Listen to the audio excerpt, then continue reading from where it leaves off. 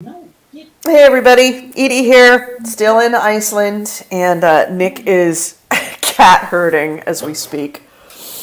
Welcome to GameHounds. If you are just joining us, if you're watching on YouTube, don't forget to hit the like and subscribe. Like and subscribe, very important.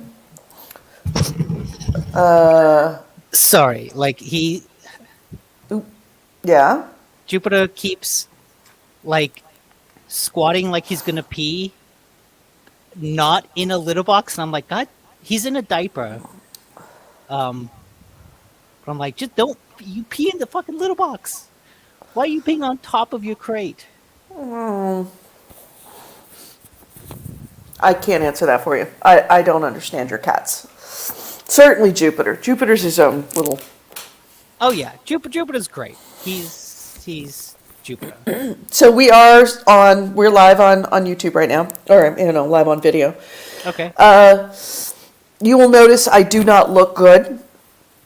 There is a very good reason for that. I am COVID negative. However, I am sick. I came down with a head cold after standing in a field, ice cold field, trying to see the northern lights unsuccessfully. So I never saw the northern lights, but I did come back with a head cold. You need to get a shirt that says I went to Iceland and all I got was... That was a stupid fucking head cold. Yep. But I'm definitely negative, and I tested negative yesterday because I need to get back into the country. However, because of this Omicron variant, I am taking no fucking chances, and I have quarantined myself since yesterday when I tested negative. So I am in my apartment and have not moved. I went out to get some takeout food, but I am not leaving until I go to the airport tomorrow, because I'm taking no chances that I'm going to drag Omicron back to the United States. Although, honestly, it's probably already there, but I just don't want it on my conscience that I did it. Yeah. You will notice I have a different apartment. Oop, shoot, just knocked over my skier. You'll notice the different background from last week. We have a whole nother house now. Totally different place. The last Airbnb was great. I was in the top apartment, and there was a smaller apartment down below that was vacant, and it was all fine until Thursday, I guess it was. And I guess some people came, I think they were from Italy, and they started off on the wrong foot by trying to break into my apartment. Obviously, Did not know what floor they were on? They clearly didn't know what floor they were on. So as I'm getting ready for bed, so it was rather late, they were trying to yank on my door, which terrified the fuck out of me until I figured out what it was. And then they went downstairs and proceeded to play loud music and cook a full dinner at like 11:30 at night, and just were super fucking loud. So the next day, when I finally was taking a nap, because I didn't get a lot of sleep the night before, I have not been sleeping well anyway, I was sound asleep and was woken up to them coming home and turning on the music and playing it super loud. And so I just told the Airbnb host that, look, normally I would just go downstairs and say something, but it's clearly two men and a woman, and they're very loud, and I am a single woman traveling alone. I don't feel comfortable. I'm leaving. So I went to another B&B a block and a half away. So I'm in a more expensive 2-bedroom B&B that's much nicer and much quieter. Nice. Yeah. But it was a pain in the ass there for a minute. Yeah, sounds like it. Okay, I need to go check on the cat again. Oh, all right. So how is everybody in the chat room? Let's see who's here. We got, by the way, if you're joining us again, don't forget to like and subscribe. Blood Reaper, hey, how you doing? We got AC Wraith, our trusty link person. Let's take you on a quick tour of the house. It's a little bit trashed right now. By trash, I mean, I just haven't, tidied up. So this is the master bedroom that I'm not staying in. Let me turn on the lights here. All right, there's master bedroom. It's all very stylish. And behind that over there is a balcony that goes outside. You can see the outside, maybe, out there. Actually, probably can just see the reflection of the computer. So yeah, that's this room. And then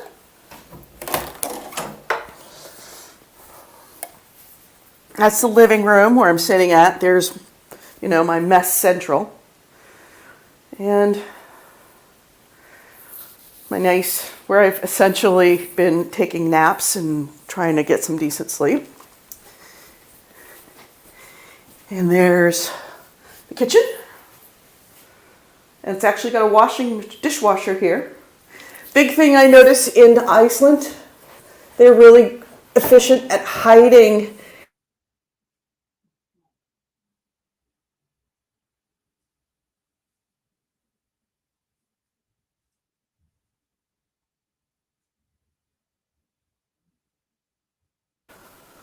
There we go. This is now the second place that I have been in that no microwave, you will notice. But I've got some cool art up on the walls. This is a very stylish place. Bathrooms in general, very, very small in Iceland. Because bath culture is very much a thing. Meaning pool culture. People start their days at the pools. I'm taking everybody on a little tour. My bedroom's a little bit of a mess because I haven't made my bed today. But yeah, there's the bedroom, the second bedroom where I'm actually staying. With my armoire. This one actually has a television and is much bigger than the other place. But yeah, so this is my life for at least. I leave tomorrow. Tomorrow morning, okay. I'm out of here. I leave Iceland.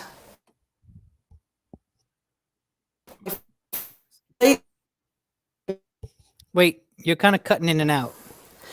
And arrives at 4:55 a.m. What was that? You kind of cut out. I didn't hear what time you're leaving. 5 p.m. Okay. I arrive at 4:55 p.m. in Seattle. So yeah, you the same day. I gained 5 minutes. All right, you figured out time travel.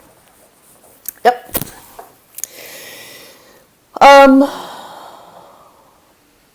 How has Iceland been? Other than not being able to see the Northern Lights. Not being able to see the Northern Lights, I saw the sun, and I realized that it had been a very long time since I'd seen the sun. It's nice. It's fine. I'm ready to come home. Okay. I have not slept. I think the longest amount of sleep that I've had is 3 hours. The entire time I was here. You think that's because of jet lag and the weird time stuff? And I can't get on any kind of a circadian rhythm because it's dark. So, yeah, I mean, I went to bed last night at 3 and woke up at 6. Yeah, that's like a long sleep for me. It's 3 hours. A lot of times it's 2.5. Oh, wow. So that's one of the reasons why I'm sick is that I'm just not sleeping. Yeah. I go to sleep, I wake up, I have breakfast, I dink around, and then I get tired again, and I lay down and I go to sleep for another 2-3 hours, and then I get up and I dink around and I go back to sleep. So it's my sleep schedule is completely shot. So I'm looking forward to going home. I'm looking forward to sun. It is hilariously expensive. Hilariously expensive. Really? Yeah, but I'm I'm glad I came. Definitely glad I came. Did you try? Oh, what were you telling me about? Like the super stinky or super Oh, awful this the meal? rotted shark. No, I know I Yeah, the did not shark. try Oh, the you didn't rotted try the shark. shark. Oh, No, no, I didn't try the rotted shark. I just realized, if I want to spend some money, I want to spend it on really good food. that's true. If everything's like really expensive, you're gonna spend it on a local delicacy that tastes like crap. Yeah, yeah, yeah. I mean, I can get myself a can of that. Like I would, if I was going to spend money on something, I would buy something that is illegal to consume in the United States. Oh, yeah. Like I went to the store and they sell What? horse meat. Oh, really? Full. You can buy full. The way that we buy veal, it was right there. Full. Really? Yep. Interesting. Hi, Carl. Thank you. I love you, AC Wraith. You just always do a good job of finding me links Oh, for everything. that's the shark. That's the shark. Gotcha. But having a good, I think 10 days for me is about all I could take Yeah. of being away. I miss my dogs. I miss home. I miss sunlight. It sounds like the next time if you have like traveled that far north, it has to be in stages of like first you go to, from where we are, go to like Boston for some time. Then go to Canada and spend a week there. And Right. then go and like slowly take a month to travel with each week taking you further and further north. Yep, exactly. Thank you, AC Wraith, for reminding me about the Patreon. Yes, this video feed is supported by you, our patrons. Thank you to all of our patrons, and if you would like to be one, we only ask for $1 a month for this show. That helps support us. If we keep our costs pretty low. We treat your money responsibly. So Speak for yourself. doesn't I'm take out much. there just Oh yeah, of bills course. everywhere. Making it rain. Yeah, No. well, except I'm not doing it with dollar bills. I'm doing it with pennies. Yeah. That's making it sprinkle. Make it drizzle. Ugh. Or if I get those the stacks of pennies, I'm making it hail. Okay, so thank you very much for reminding me of the. Where is it? Did I get rid of it? Yeah, there's the Discord. We do have a Discord. Thank you very much, Blood Reaper, reminding me. Our Discord is very much an active thing. Mostly Blood Reaper is very good about providing news links, which Nick absolutely uses. I'd stay away from him because I know Nick is going to do all of them. So, He didn't have much this week, which is unfortunate because this is also the week since I've had off. I have not looked at any news, pretty much, which It's okay. has like a weight off of my chest of not following the daily news grind of society. yep. But that also means I'm rather behind on the gaming news. So there's some interesting stuff in the Discord, and then I'm just like browsing through the last several pages of Kotaku. All right, so let's see, what else did I want to do? I think we're ready to start the show. I've got everything already loaded up. Yeah, sure. I've All right. about games. Let's. I can talk about other things. Yeah, As you can no, see, I've got quite a bit of news, so we're backed by I can- popular demand, I did not shave this time. So good. yes. Taking the view. That's not a week's worth of growth, though. No, this is not. This is a couple days. Yeah, see, that's not fair. We needed to see a week's worth of growth. No weeks with. I'll see what I can do. Yeah, we needed to see a week's worth of growth because you promised that it would be there. I know. You didn't but say, then, but then a I couple had of to- days is nothing. But then I had to go out into the world and interact with people, and The so world understands. You're a grown-ass man. You're allowed to have a beard. I wanted to look presentable. You look presentable. Okay. All right. Oops. Uh, yeah, Bitter says Cool Stubble is back. Yeah. Blood Reaper is also saying look at gross supermarket food. Okay. We will have to do that. All right, so let's start the show. And remember, there's no intro. By the way, how does the intro start? I was going to try and... Like... No, that's the... Oh my God. You're listening to GameHounds. That was goalies. That was the intro from years ago. Is that not what we do? No. Ours is the little robo voice that it says, oh, and your mom says to take out the trash and do your homework. Yeah, but there's still the gun How does it sound. start? No, there is no... How does it start? I can't remember how it starts. I honestly don't know. Whenever you put the intro on, it just goes in one ear and out the other for me because, like, I've heard Well, it you so don't many actually... times. Right, and you don't actually hear it anymore because it's coming through the headset. Yeah, but you always put it, like, up to the speaker. Yeah, but still, even so. I hear it. I like Blood Reaper. There's Chuck E. I guess they're now selling Chuck E. Cheese pizza in Safeway. So there's like frozen Chuck E. Cheese pizza. Gross. I like Known to be some of the worst pizza in creation. I like something KJ put. There hasn't been one single bacon recall in 2018, but several vegetable recalls. And then what is this? What is it? I'm trying to... Crunch, oh, God dang crunch. it. Oh, wow. Popcorn flavored like Captain Crunch berries. Oh. That is... possibly okay. Nah. Oh, you put orange sticks in there. The milk chocolate orange There we sticks. go. I know it is. This podcast discusses video games, modern culture, and technology, and these podcasters are big, fat, dirty... Okay, yeah. All right. Okay. All right. Thank you, AC Wraith. All right, so I'm going to try and fake it with this, with the show. So I'm going to start. Ready? Oh, wait, I have to do the title. Shit, I suck. Edit, copy, paste,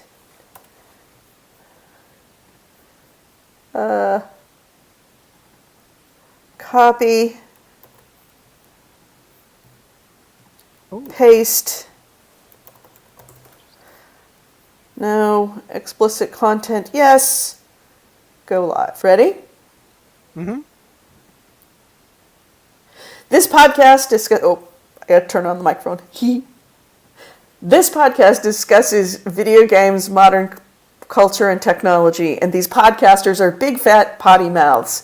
If you're younger than 18 or are easily offended, please stop this podcast now.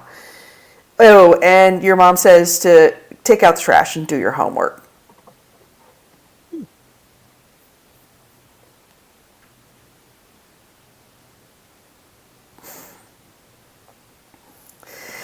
Welcome to GameHounds. I'm Edie Sellers, and with me is Nick D. Nicola. This is GameHounds episode 619. Yeah, I am totally cobbling together an intro because I did not bring the copy of the normal GameHounds intro with us. So, Nick. You got Nick on the line. How you doing, dude? I'm good. All right. So, let me try and get... Come on, computer. Be nice. Stop being a bitch. Hey. So, yes, I am still in Iceland. I am still incredibly jet lagged, even after, 10 days? 11 days? I am still jet lagged. But I leave tomorrow. And can't be soon enough. I have a head cold. It is not COVID because I've already had my test.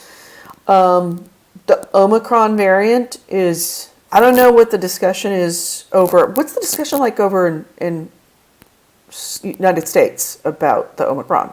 Mainly what I've seen, having like not follow things super closely is mainly just, hey, there's this new variant. We don't know much.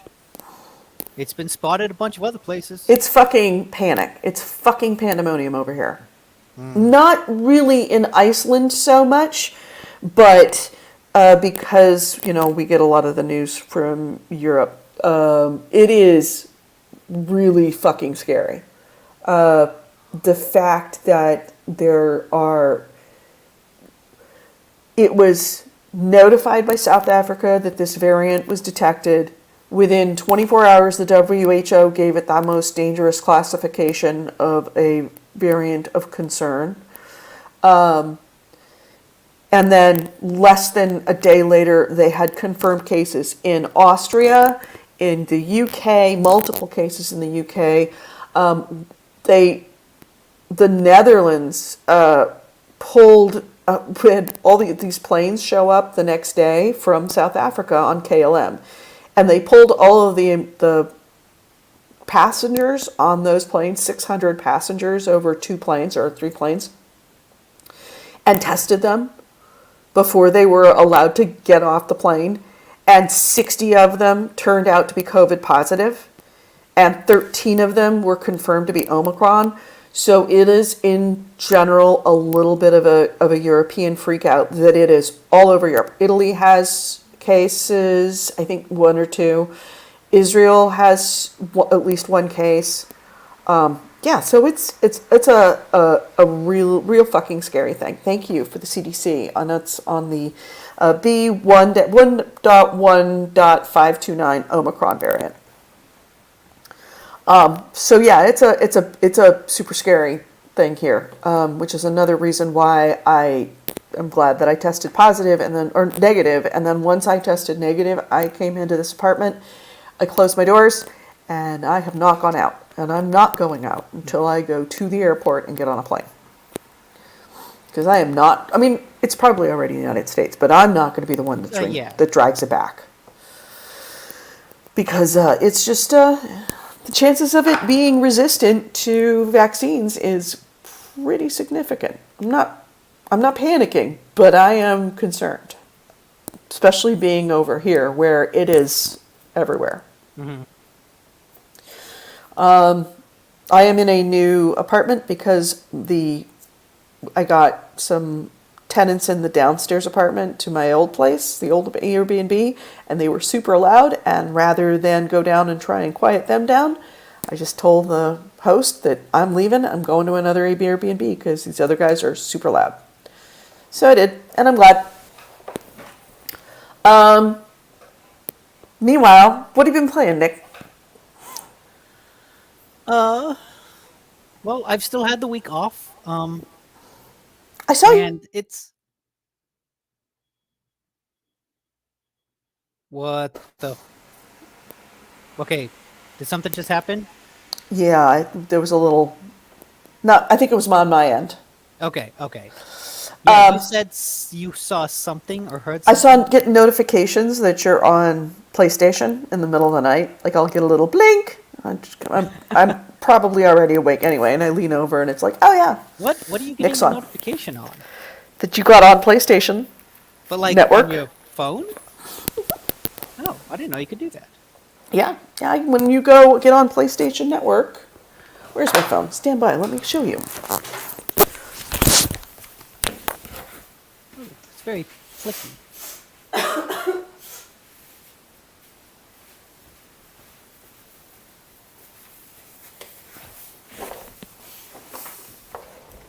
Okay. Wait. Let's...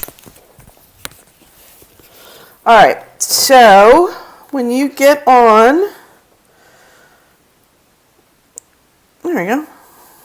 Okay, hold the phone up. Wait. I'm turning on the console. Oh. Okay. Stand by. Let me take that off.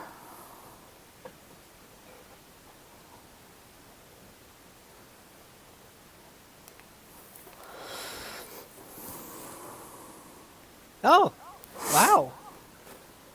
PlayStation up. I didn't know you could set it up to do that. Yep, you sure can. Cool.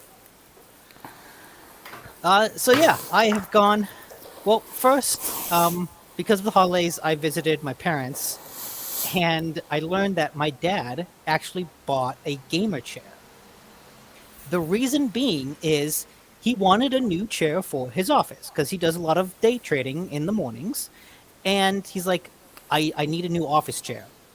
And he saw somewhere that people recommended don't go buy an office chair because they're always horribly expensive.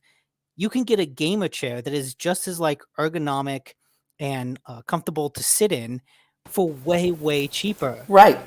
And so he's like, okay, let's do that. So last time I was over there, he hadn't put it together, but he had the box.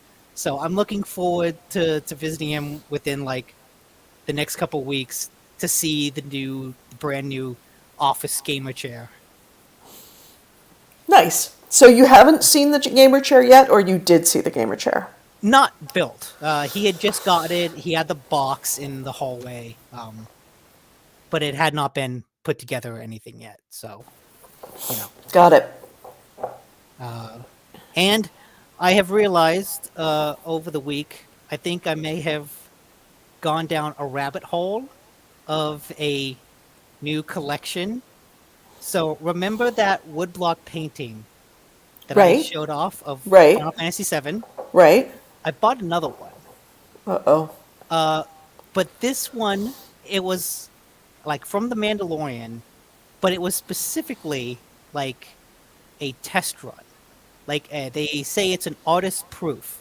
Basically, it's like, hey, we're testing out the carving. It's a new Right. person like doing the wood block to test it out, so it doesn't look perfect.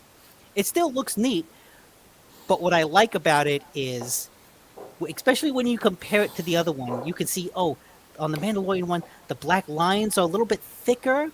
Some of the colors kind of bleed over the edge, like a kid drawing outside the lines of a coloring book.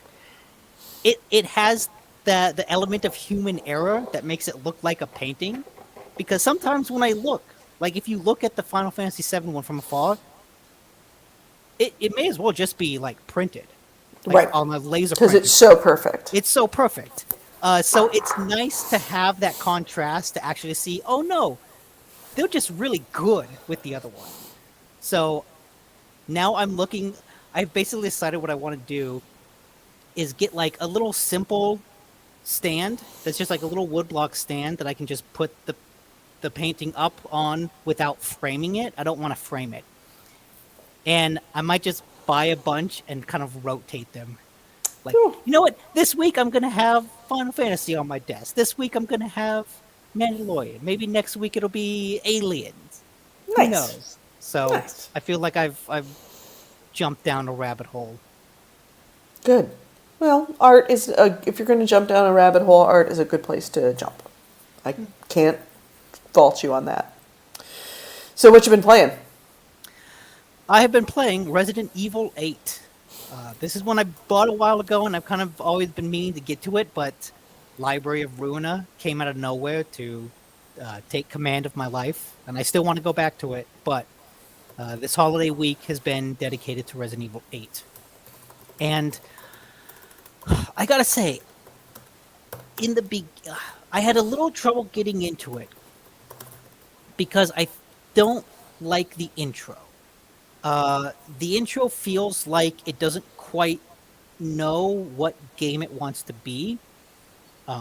Resident Evil 7, like its immediate predecessor, was a hardcore horror game. It was designed in the vein of Outlast, where you're sneaking around this house, and there are like these crazy Texas Chainsaw Massacre style family members roaming the house with you.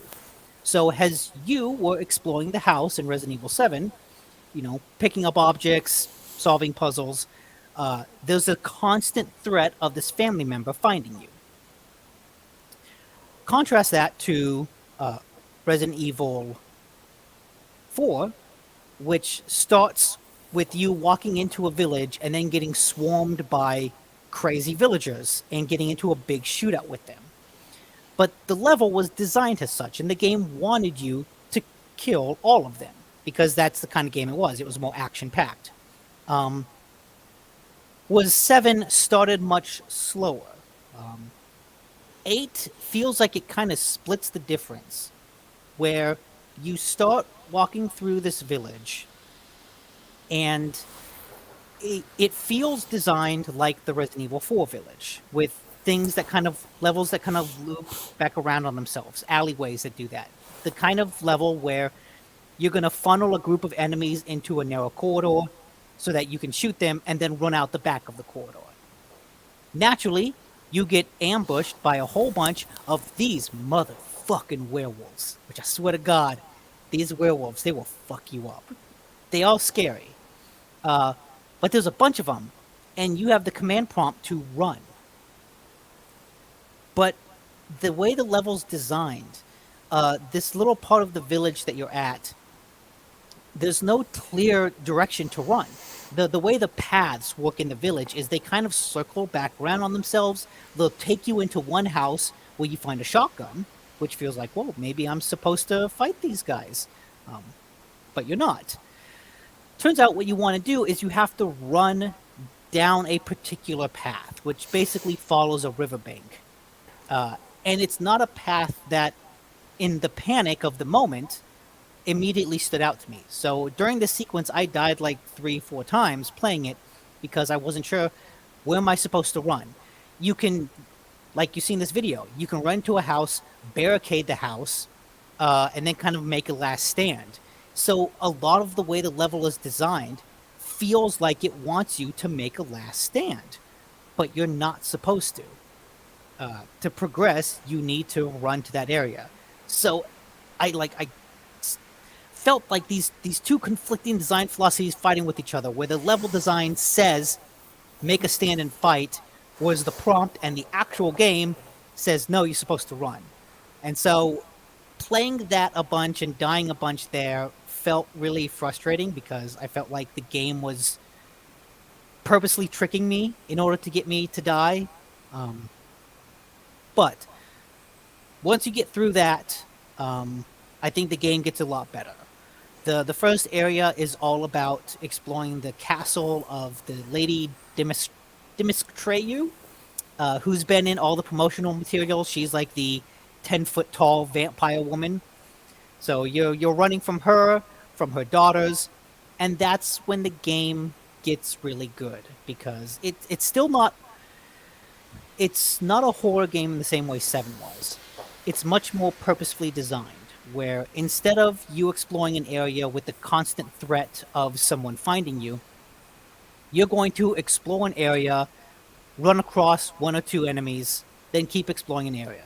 So it's similar to the way the first game was designed, in that you have an area to explore and enemies are very purposely placed throughout it just to kind of ratchet up the tension a little bit. Like, hey, guess what? There's a guy behind this corner, but then that's it for like the next hour or so. Until you enter into kind of the final stretch, and then the lady starts hunting you in the same way she did in 7. And so the way that game then splits the difference is actually really cool. The way how when you first enter this area, or kind of any new area, it's very exploratory, and then as you learn it and you kind of get to the end, then it drops in that enemy that's going to hunt you. But by this point, I know like how to circle around, I know the paths. So the moment I see her, the moment she comes out of a door, I'm like, fuck it, run down these stairs, circle around the hallway, up another stairs, circle back behind her, and then bolt out someplace. And what's also cool about it is it's the kind of game where you really feel like you have to scrounge for every material, because enemies take a lot of bullets. So it feels like if I just find 3 shotgun shells, that's a big deal. Even though I'm carrying 14, 3 more is like, this is going to be the difference between life and death. And there are so many different aspects of the game that really allow you to scrounge. The map is really, really well designed. Every time you enter a room or an area or a hut, on the map, it'll be red if there's something there. It's just something. And then once you find everything in that room, it turns blue. So that really, really encourages you to look around, because I can scrounge around a room all I want, look at the map, and see, oh, it's still red. There's There's something something I here. missed. Yeah. And so it really gets you looking into every corner. But then there's also like a crafting system, so that if you have scrounged around everywhere and you still feel like you don't have enough ammo, you can always use this other material to craft it. So you're kind of constantly thinking about your supplies and then burning through them in fights and then scrounging and exploring, and it just creates a very, very well thought out, compelling loop. Where it's like, I'm going to scrounge, explore, craft, get into a fight, run, scrounge, explore, craft, fight, run. Uh, that's really, really cool. And I think what I like about the story is, even though it still retains, even though the first one took place in Louisiana and was very much inspired by Texas Chainsaw Massacre, this one is in a snowy European village, completely different type of setting, but it still feels like it retains that sense of grindhouse horror. There's a real, like, dirty e- extremity to the horror. Uh, Even though it's not as like purely scary moment to moment, there's a lot of stuff that happens. It's like, oh wow, that's kind of fucked up. And poor. What's fun about the game is poor Ethan. You might notice in the video, he's got a bandage on his hand, because very early on he loses two fingers of his left hand, and that dude, his hands just get fucked up, horribly messed up. Earlier on in the video, you saw uh, he was hanging. Someone put him up on and hung him, basically stabbed hooks through his hand and hung him, and he got out of it by basically pulling down and having the hook go through his hand. But then he just takes this magic little potion, pours it on himself, and he's healed. At one point, his right hand legit gets cut off, like completely severed, and Jesus. you're walking around. The way it works is you're like holding on to something and it gets cut off. You have to then go back and take your severed hand off of that lever and collect it. But then he puts it on. He pours the magic healing potion on, puts his hand back, kind of looks around, and when he looks back, oh, yep, my hand is okay again. Not only is my hand okay again, the clothing that had been severed has also been re-sewn back on. Oh God. So it it's funny because it has like this really extreme grindhouse sense of horror in what it does to Ethan. Like, it really puts the poor guy through hell. But there's also a real campy aspect to, we're gonna put him through hell, and then he's gonna just heal himself with this magic potion so that we can keep putting him through hell. Yeah. So it manages to strike a balance between being like, ooh, that's rough, oh god, oh geez, type of body horror, and like genuine funny, like, okay, you're clearly not taking yourself seriously. Yeah, I really want to like Resident Evil games, but the more that I see them and go, wow, this does look really cool. When I talk to someone about the games, it's like, yeah, and it's everything I just hate about survival games. I just know I'm gonna hate it. It's like incredibly hard enemies, scarcity of weapons and Resources, yeah. resources. Yeah, I just There is I'm playing on standard mode. There is a hard mode and there is an easier mode, which I assume changes enemy health, changes resource scarcity, but like at the same time that there defeats the probably purpose is. of what a Resident Evil game is. That's the Yeah, thing. It's known for being exactly what the way you describe it. sure, but like if you want to play on easy, like that's fine. I think the story is still fun, but I think they'll at a certain point you'll get to a boss and probably burn through a lot of ammo because that's the way the games are designed, Right. Is explore, amass, then spend that ammo, those resources, and then you get to explore and amass it again. And that's kind of the cycle. Yeah, I just hate a game where it's like if you miss once, that might be the difference between you surviving and not surviving. So it's not that hard, I will say. A lot of at least on standard mode, I feel like a lot of the resource management and scrounging is more psychological than practical. Because I have a lot of guns, and a lot of times, I think to the game's benefit, it gives me enough bullets so that when a werewolf gets right up in my face, I can panic and just unload 6 shots into his head, and then come out of it without like, oh shit, I have no more ammo left, I'm fucked, I don't know what I have to do. It's like, no, I can panic, shoot a bunch, and then reload and shoot the next guy that's coming.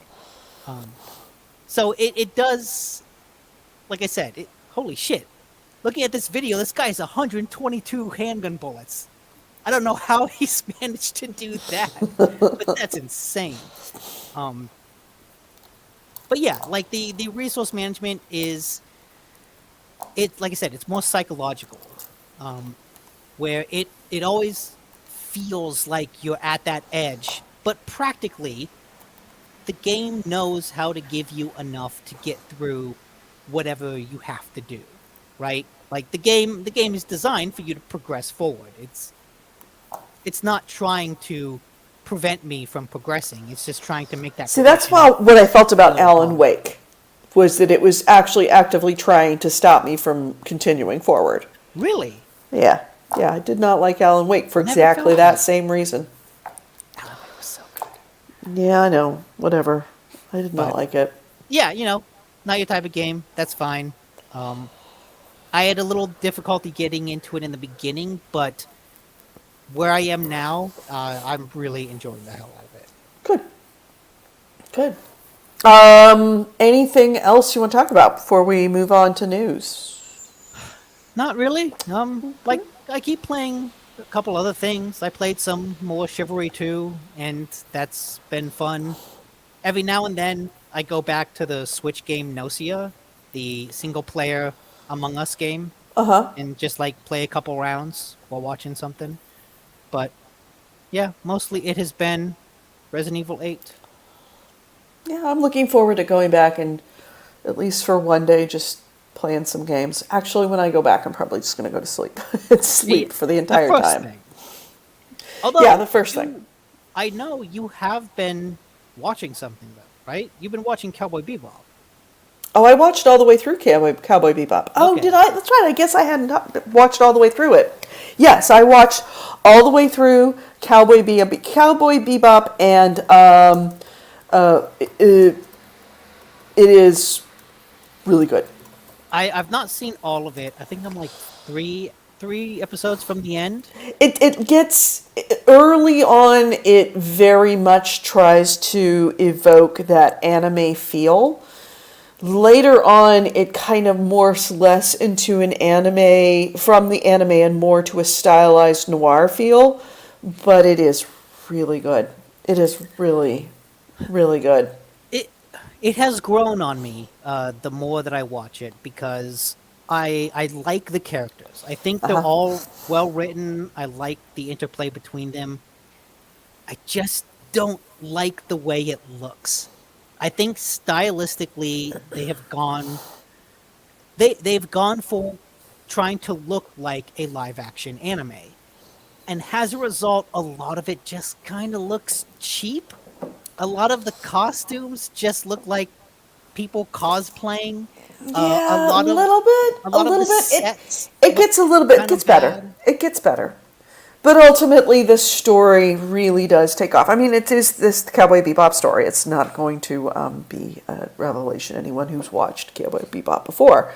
But it holds enough true to the anime that it won't offend anime fans. And it is compelling enough and interesting enough of a story that for non-anime fans, they will not feel lost. It's kind of a perfect balance of that. It's a perfect mix. See, I felt like stylistically, it wants to be this noir type of story, but I don't feel like the direction really evokes that. It feels like, oh, I see you tried to do this, you didn't do it, it didn't work, but I see what you were going for. But like I said, Keep going with it. You're only what, 3 episodes in? no, 3 episodes from the end. Oh, okay. So you're deeply into the story Yeah, now. and like I said, I like the story, I like the characters, I like um how they handle just a bunch of the different things. Each episode, the little bounty that they have to go on. I like the standalone stories. I just I don't like the way it looks. I don't like the style of it. But as I watch more and more, I feel like it's become easier and easier to look past that. Yep. AC Ray says on in the chat, people on Twitter were cursing Joss Whedon for making comic banter so prevalent that it even infects Cowboy Bebop. I don't know if I would necessarily lay that Yeah. at the feet of Joss Whedon. It wasn't like he invented that. I feel like that comes from a Vice article I read where the author was specifically attributing it to specifically calling out the dialogue for being Whedon-esque. But yeah, I don't know if I get that. It's not just Joss Whedon that does it, and also I think I think the dialogue is stylized in a way that's just fine. I don't really have any issue with the dialogue. My issue is more visual than Yeah, I writing. disagree with you. I don't think it looks cheap at all. I think it actually looks really good. And in fact, I was remarking at what a good job that they did with many of the costumes, evoking the anime without being literal to the anime. Hmm. And so I'm can't wait for the next season. It is the end absolutely sets up for a next season. Especially if you are familiar with the anime, there's an introduction that makes you go, ooh, I don't know. This Oh, is going to be okay. interesting to try to introduce this. It's the next character, the next The next obvious step. character, the next Yeah. obvious step. And I do hope it gets a second season because, like I said, I have been enjoying it. I think what it does right, it does really right. Like I said, I can get over the way it looks, but I hope it gets a second season just because, the reception for it seems to have been largely mixed. Yeah. Yeah. I really want to see how Julia, I mean, I know that I know what's going to happen, but I want to see how the Julia thing plays itself out. And it leaves it on a note that has a lot of play with it, a lot of places to go. Interesting. Okay. Oh wait, you've gone quiet. I can't hear you. There we go. Okay. Sorry about that. AC Wraith has noted that Cowboy Bebop is 48% critic rating and 53% audience rating on Rotten Tomatoes. I'm actually kind of impressed at how closely those match. Usually I feel like they're really extreme. Um I can't hear you. Did you mute again? It keeps There on was a lot of thinking that my mic is getting unplugged, but it's not. I don't know Oh. why. Hmm. Getting these notifications. All right, so moving right along, shall we hit the news? Sure. All right. Are you ready to do the news sounder since I don't have a news sounder? Yeah, I'll do whatever I think is the new sounder. You remember what the news sounder sounds like. Unless you want to do the script, I will do the news sounder. I always just go. There we go. This is the GameHounds news, the news, news, and commentary. Keep going. The news, news, and commentary of the week of gaming with gamer Edie and Nick Dakota. And our first item is... The first item I have, thanks to, wait, well, I'm blanking. Blood Reaper. The Golden Joystick Awards have come out. I don't really know what those are, but it's some annual award thing. Apparently, it's not like a critic thing; it's determined by public vote. So this is all like users. Um, and what Are I these the think is kind of nominees or the awards? Actual awards? the awards. Oh, okay. And what I think is funny is that I'm a big fan of Dark Souls. You know that. I don't know if I would say it is the ultimate game of all time, Oh, really? but that's what it was on the Golden Joysticks. The ultimate game of all time is Dark Souls. Yeah, all right. So, Which, hey, I like Dark Souls. Good for it. what would you say is the ultimate game of all time, if not Dark Souls? I don't know. That's an impossible question because you're like, is it the legacy of the game? Is it the quality of that game? Like how well designed it was? Is it what it spawned? Like the legacy of it? Because Yeah, I mean, there are games that made a bigger impact on the gaming world than like that. that is at a certain point, it's like, well, it must be Pong, right? Because that was kind of the first big video game to do things. I would say Right? it What was the would first video game? That would have to, by definition, be the ultimate video game of all time. not necessarily that Pong. Right? I would say Donkey Kong before I would say Pong. Okay. From Donkey Kong, that was the game that sparked everything when it comes to pretty much all other games. Like Pong, yeah, early on, but that's like saying, the guy that invented fire was the greatest inventor of all time. It's like, well, yes, but... I mean, look, no other invention could come after that dude. Although, Right. Although Mr. Wheel, I think, might give him Right, exactly. Mr. Wheel has a lot, and Mr. Printing and Gutenberg. These were Not shit. Gutenberg, the Mr. Wheel without Mr. Wheel. there Without would be Mr. no Wheel. Gutenberg. Right, that's true. But But without Mr. Fire, there might not be Mr. Wheel.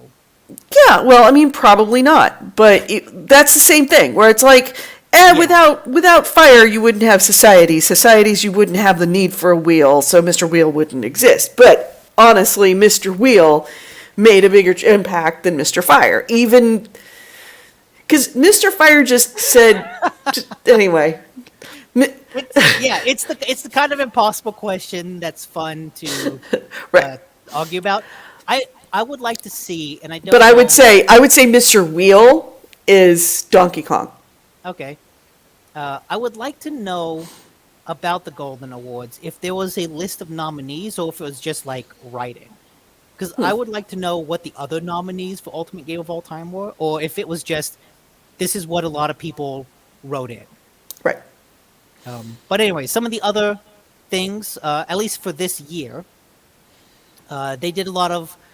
How do you do an console ultimate game of all time this year? That games. I don't know. Well, Ultimate Game of All Time was Dark Souls, but then there's a bunch of other games that got the specific platform games. The ultimate game of the year was Resident Evil Village. Okay.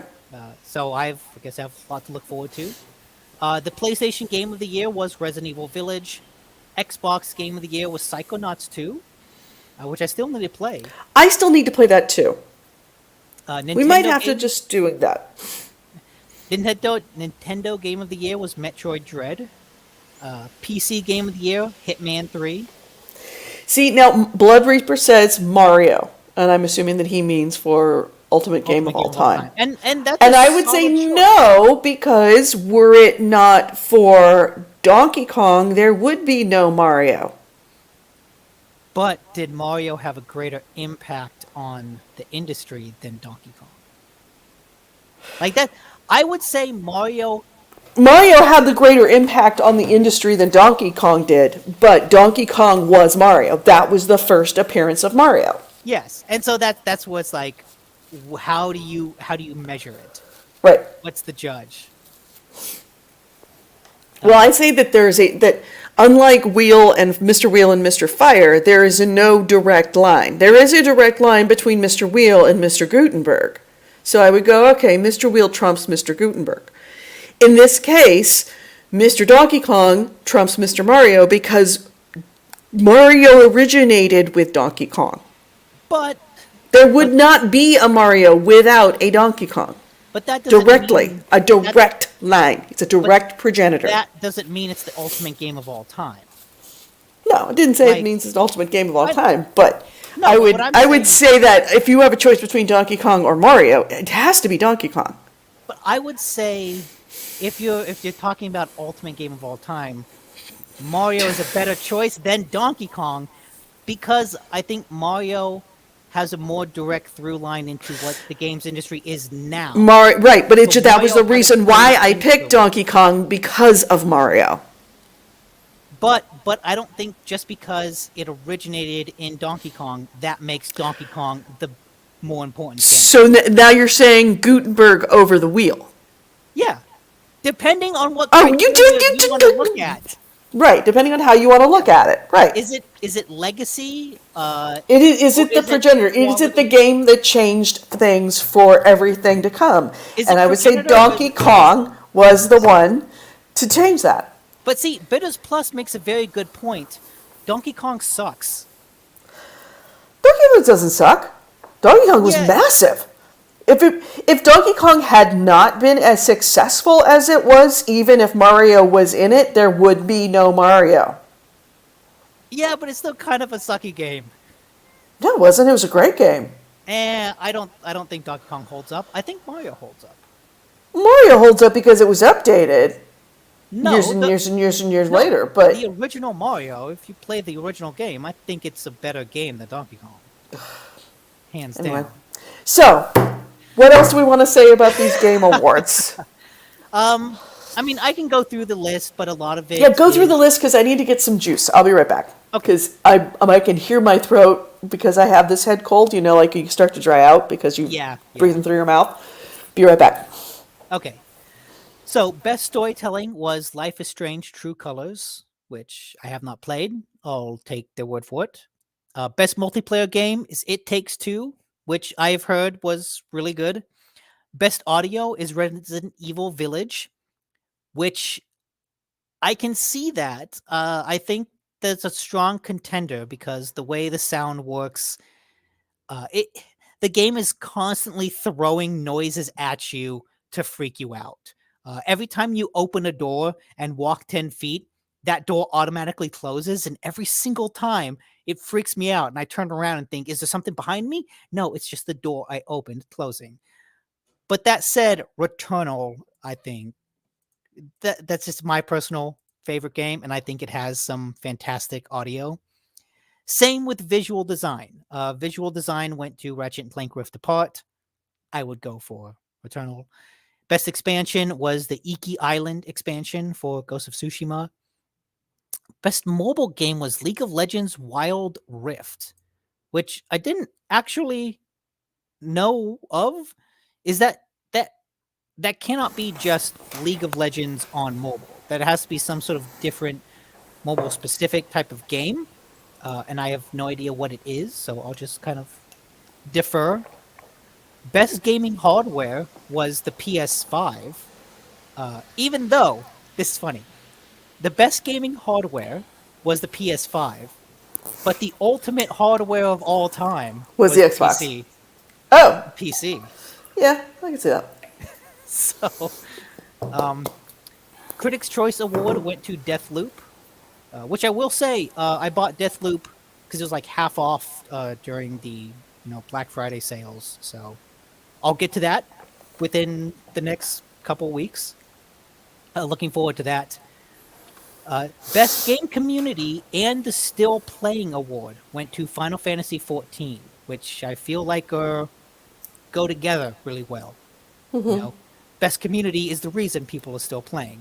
And at the very least, Housemarque, developer of Returnal, won Best Breakthrough Award. So I feel like Those devs are getting something. And finally, Lady Dimitrescu, the Maggie Robertson who voiced the 10-foot tall vampire lady in Resident Evil 8, won Best Performer. And that's about all of them. It's good. Best good indie list. game was Death's Door, which I had wanted to play. It's like this top-down Zelda-esque Souls-like, an interesting kind of mix of genres. All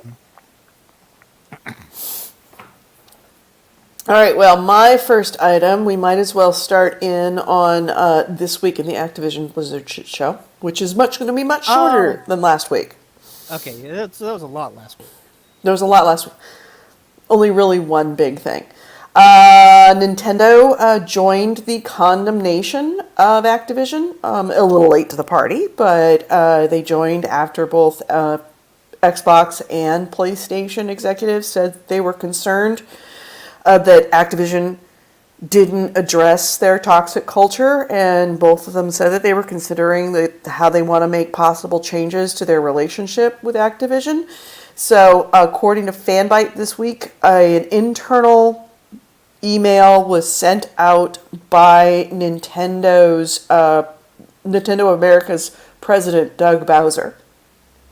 He sent it out on November 19th to all levels of Nintendo America, including internal development houses like Retro Studios and Next Level Games. So in this email, Doug Bowser said that he was very distressed and very disturbed about the reports of harassment and toxicity at Amazon, and that they have, quote, been in contact with Activision and have, quote, taken action and are addressing other issues. He didn't go into any details about what actions have been taken or how they've been addressed and what hasn't been addressed and what they're leaving on the table. But he also called out in his email the ESA, which is the gaming industry's lobbying and trade group. And he said that Nintendo has been working directly with ESA to essentially get the ESA to start holding the member companies of the ESA to higher standards. And Nintendo and Activision are both members of ESA. So now the big three platforms have all condemned Activision Blizzard's defense of Bobby Kotick. Bobby this week I'll say parenthetically, said that he is open to stepping down if he can't handle the situation, which we should have any reason to believe that anything that comes out of that man's mouth. He has lied. He has lied so many times. It's like, how do you know when Bobby Kotick is lying? His mouth is moving. Like, at this point, I feel like things have spiraled so far downward. You clearly haven't handled it well, because every week is a new damning revelation. Right. It's a new, not only damning revelation, but also damning revelation not only of the culture and what's going on, but of his direct involvement to the point of where he's writing letters and signing the name of other executives to the letter, and then when it doesn't go over well, throwing that person under the bus that he signed their name to his letter. He did that to Fran Townsend, saying, Fran sent out a tone-deaf response. And we find out later he was the one that wrote the letter and signed Fran Townsend's name to it. He is a pathological liar and cannot be trusted to tell the truth in anything. He just can't. He's given us no reason to believe anything that he says. So him saying, if I can't handle this quickly, I'll step down. Yeah, okay, right, Bobby. Says the guy who has actively made the situation worse. Yeah. So anyway, they don't. We'll see if there's any upshot of these three consoles. All three of the major gaming platforms, all saying 4 if you consider PC, but has someone on PC said nobody on PC other than Phil Spencer. No, he's Xbox. He's Xbox, so PC technically not PC. PC is like an open. It's not right, and it's not there, and it's not. It is not Activision's bread and butter. Activision's bread and butter are the consoles. So all three of the big consoles have said that they don't have any faith in Kotick addressing the situation and saying that they're evaluating their relationships with Activision. The question is, okay, now what? Because we all know Bobby's not going to do anything. The question is, you've got on record now saying this. Are you going to back this up? Because if you're not going to back this up, then they're just as bad as Bobby. So we'll see. Anyway, next item. So, one of the beneficiaries of Black Friday has been Cyberpunk 2077. It has gone on sale for half off, and on Steam it is in the upper half of the top 10 sellers, and it's been getting like bombed with good reviews of people being like, "Hey, Yeah. it's good now." It's still not the same. It's still on sale on consoles, but and again on consoles, it's received a lot of updates. Even though the next gen version, the Series X and PS5 version, have been delayed into next year, at this point, it's received enough updates that at least people are trying it out again. Right. And it seems people are enjoying it. Well, even when it was broken, even some of the harshest critics of after it first came out in its mostly unplayable state, a lot of people were angry because they said flat out, there is so much good here. There is so much excellent story that is essentially interfered with by all of the bugs that prevents you from enjoying what would normally seems like it's a really, really, really good game. And so, yeah, I mean, it was all of the criticisms of Cyberpunk 2077 wasn't that it was a bad game in its concept. It was a bad game in its execution. Now that they've sorted out the execution, or at least gotten it closer to being normal. For a brief moment, I considered getting it, for the PS5, where it's not as broken. But then I remember Andrew talking about it and saying, yeah, it's okay. Because he's been playing it on PC, which is probably like the most supported version. And even then he came away with, well, it's like the customization isn't that much. It's still a little buggy. It's like, it's an okay game.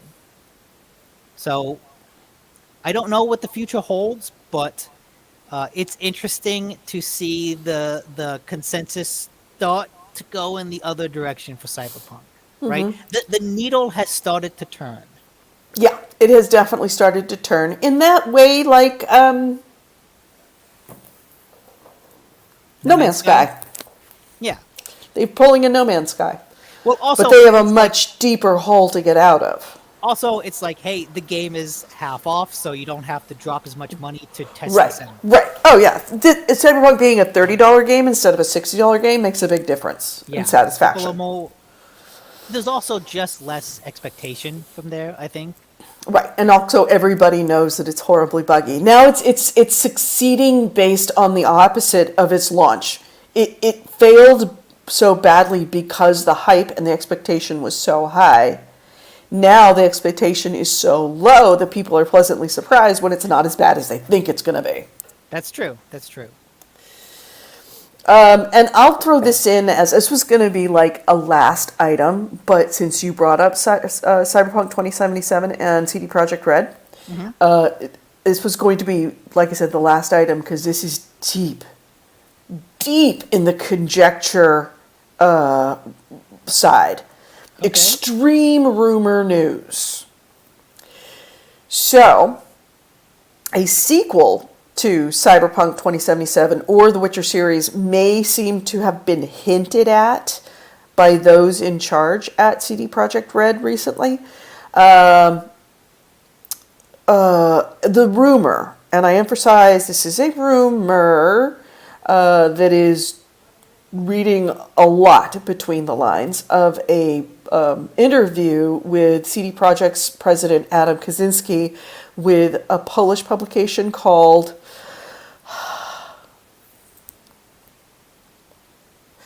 Ryzek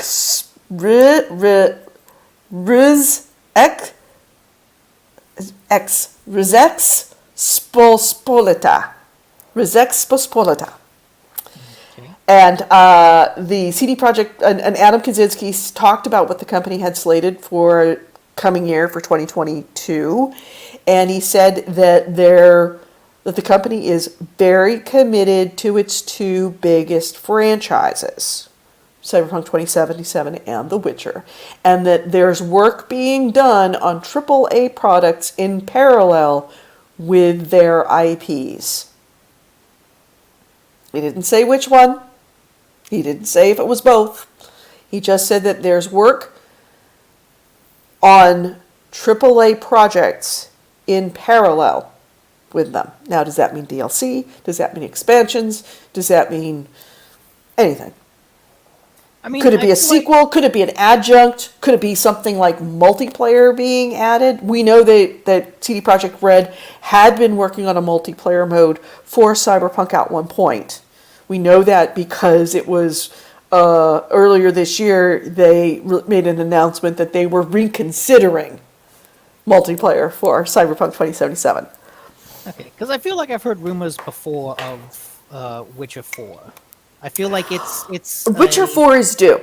Like, I think that would be a good move for them because one, they need the PR boost of making another Witcher game, especially if they make one that's not fucked up.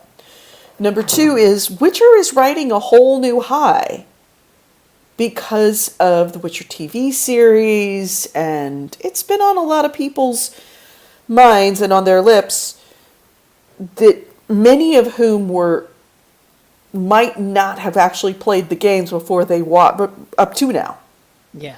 So this is a bit of a service to not only the existing fans of The Witcher, a way for them to regain some of their lost reputation, but also to service these kind of new people that have just discovered the Witcher universe and grab them and bring them in so that they become part of the Witcher game universe. Mm-hmm. I feel It would like be not a bad idea.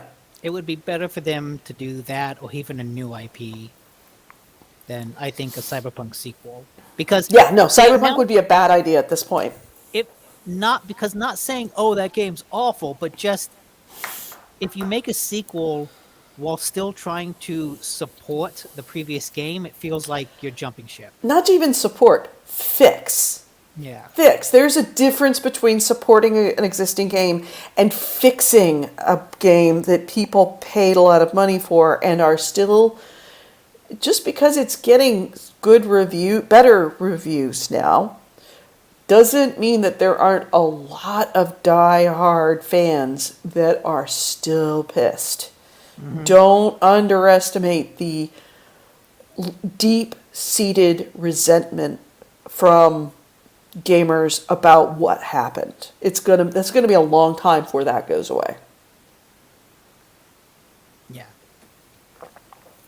Oh, anyway, was going to be my last story. So, and then let me throw in my first story, my above the fold story that is completely not anything to do with CD Projekt Red. Very, very big and not good news for anyone who is a fan of the Dragon Age series and waiting for Dragon Age 4. It is not looking good, and with a capital NLG.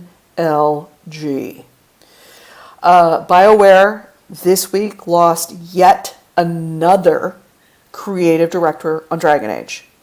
Matt Goldman.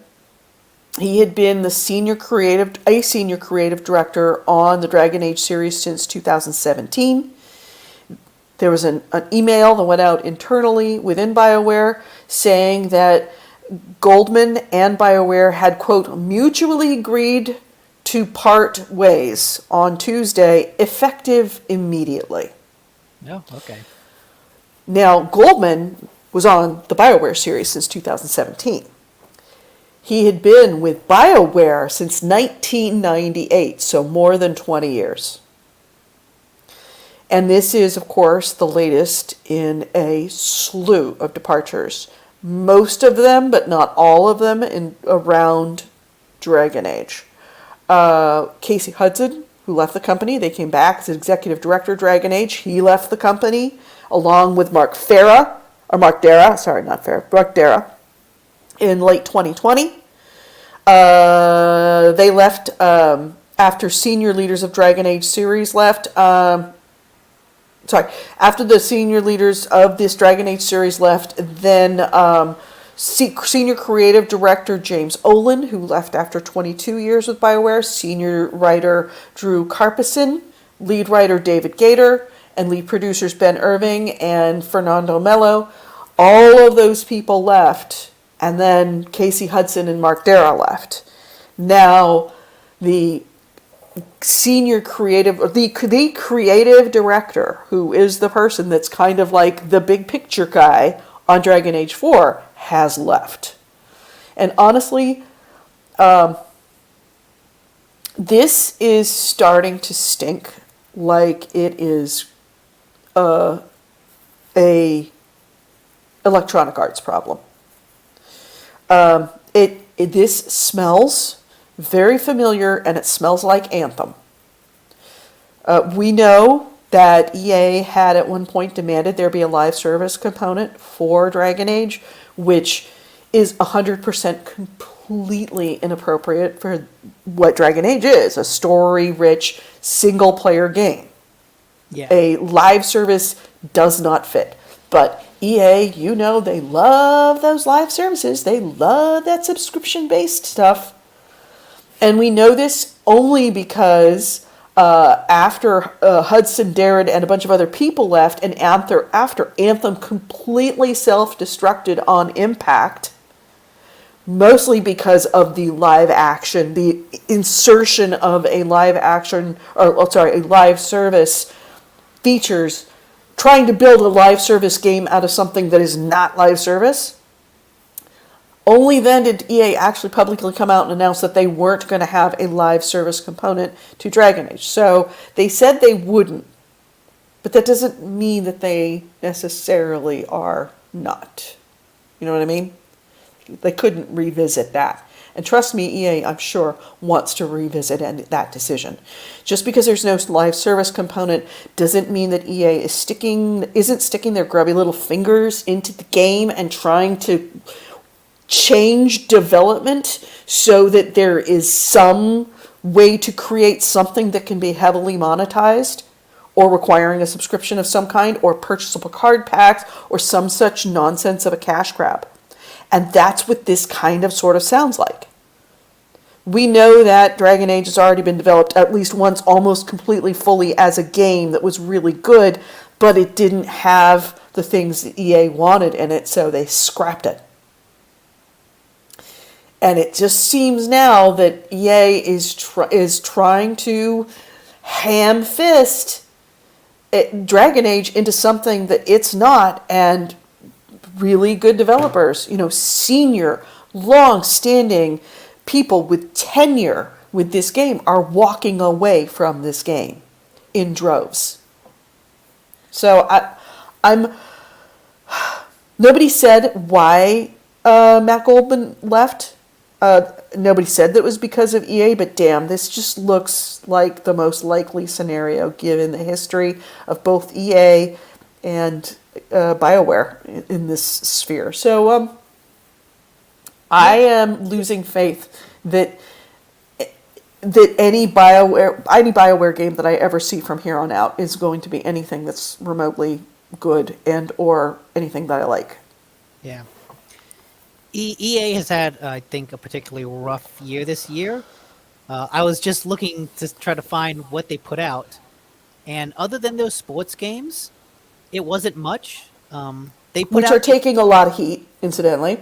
They put out It Takes Two, which is probably the most universally praised game. Mm-hmm.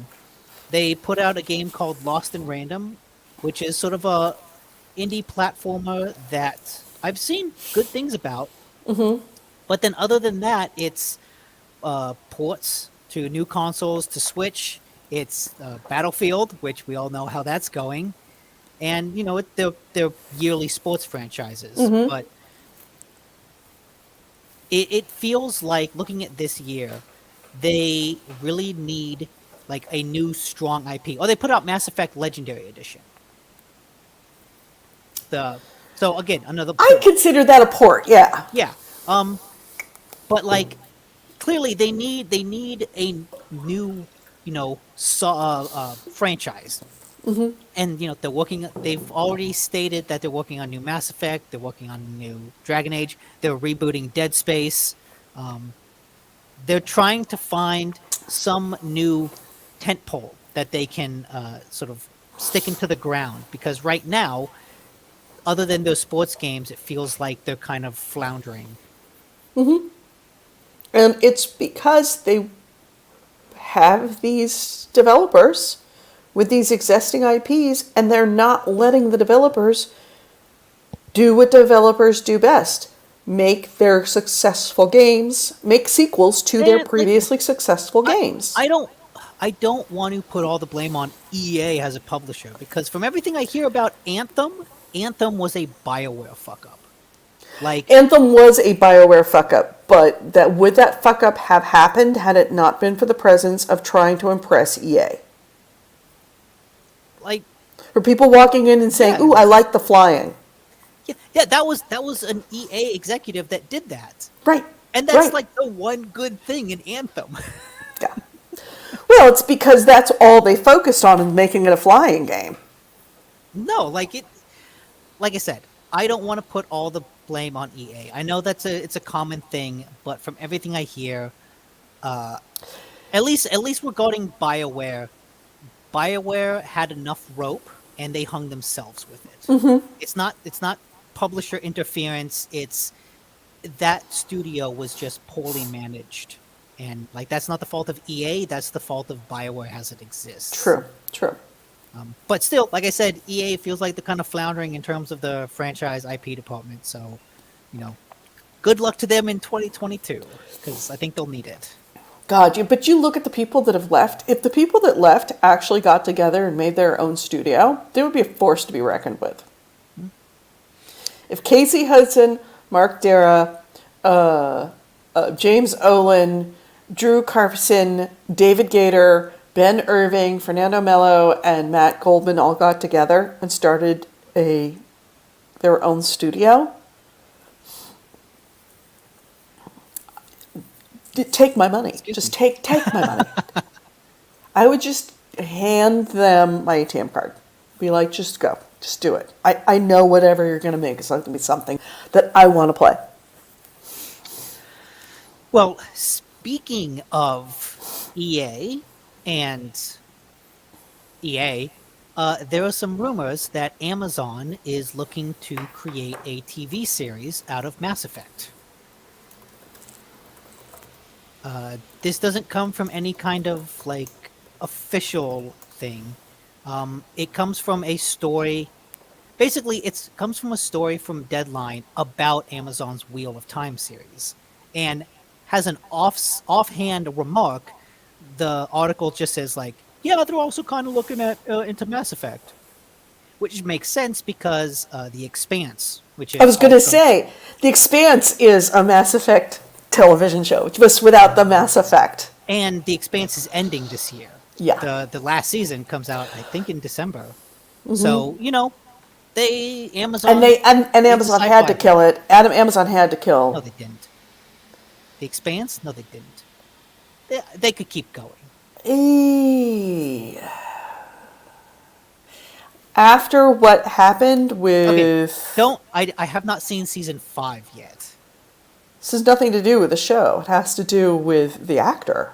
Oh, that guy, yeah. Whatever, you can get rid of the character and move on. It's fine. That's a little... No, it's... Here's why. If he had done all of his shenanigans not in connection with the series, then Yes, kill off the character, make him disappear, he never works again. The fact that he used the series as a tool to take advantage of young women at cons, then that actually drags the series itself into the scandal. I disagree. I think there's an easy way out of that for the series. And like I said, I haven't seen season 5. 6 is the last one. It's the best show on TV right now. It is the best show on TV. So Yeah. I hope it ends well.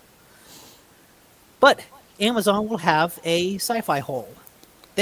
The fantasy hole is clearly filled because they've got Wheel of Time and they're still spending $billions on The Lord of the Rings. So, Yeah.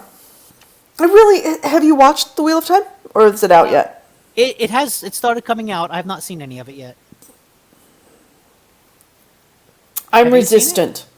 I'm resistant because I read quite a lot into the Wheel of Time series and it eventually offended me so much. I found it to be so misogynistic that I walked away from it and was like, never fucking again will I ever engage in this, and I will not let anyone tell me otherwise. That, oh, it gets better. No, it doesn't get better.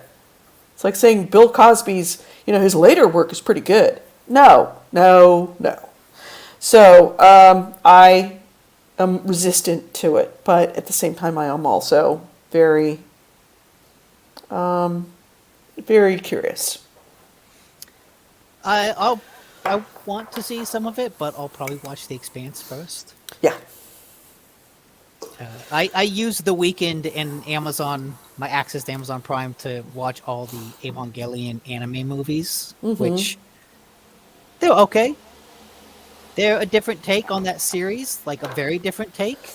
And I think the last movie, the last 30 minutes, are kind of terrible, but in a very unique way. It's just very cliched and stupid. Have you seen Evangelion? That show is kind of all about, hey, here are the giant robot tropes, and let's kind of subvert them by digging into the actual psychological ramifications of piloting a giant robot into war. Right. The end of the 4th movie unironically feels like it embraces all of the worst cliches about a giant robot anime in a way that I think kneecapped whatever emotional coda the movie wanted to end on. I came away from it thinking, oh, that's a different ending. That's really interesting. I wish I cared because I think the final fight was so cliched and embraced all of those cliches so unironically that I laughed out loud at certain points. So when it did get to the emotional moments, I was like, I don't care anymore. Fuck you. Interesting movies. If you like the show, it's an interesting take. But going back to the Mass Effect, yes. If Mass Effect becomes a television show, here's what I will be absolutely interested in watching it. I will absolutely watch the first episode. But if you want to have me at an announcement of it, have me there in 100%, is if they make sure that the Shepard is female. If they do the Mass Effect show with a female Shepard, not a male Shepard.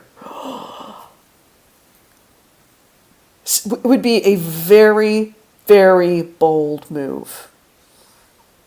Very bold move. And it would be super cool.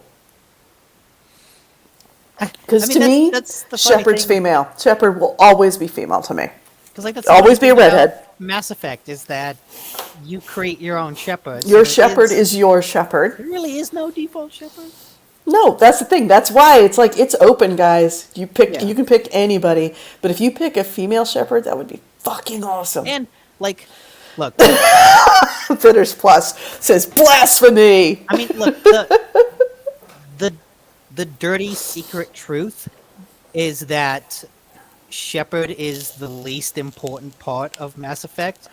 Shepard is Garrus is the most important part of Mass Effect. Shepard is a foil through which we experience the world, but he or she is kind of the least interesting part of that world. They're just a grunt that we experience the world through. They by definition, they have no defined personality because we give them that personality. True. So True. You could literally do anything you want with the character of Shepard in Mass Effect, and it'll be fine because that character, by the structure and design of the game, is meant to be a complete blank slate. Mm-hmm. Bitter Plus Saeed. AC Ray says Garrus Vakarian is a fascist. You just fell for the propaganda. Propaganda. I think you meant propaganda. No, like propaganda for cops. Oh, I see. Propaganda. Garrus Vakarian. It's the best friend I ever had. Seriously, that is my dream. If I had one wish, I would wish that I would have Garrus Vakarian as my best friend in real life. Sure, Absolutely. He might just shoot black people on sight, but he's my best friend. He doesn't shoot black people on sight in my. No, I'm teasing. Like okay, not in my game. You just didn't make the same choices. Clearly. Bitter says if they want to be controversial, make Shep a renegade. Okay. Yeah, that'd be interesting. Jack would be an interesting character to I've both not play and cast. I've not played a lot of those. I've not played those games in a while, but I think it would be interesting to revisit Garrus and see how does that story change over time? Because what I remember of him is that he was like a cop, and then after the events of the first game, he's like, "Fuck the system, I'm going rogue." He basically becomes the Punisher. A little bit. Well, he recognizes that the system is corrupt. Harley Quinn is Jack? You mean Margot Robbie? I mean, sure. But yeah, that would be interesting. All right. Anyway, so my next item is let's see. Let me go back to my banner so I can take that one off.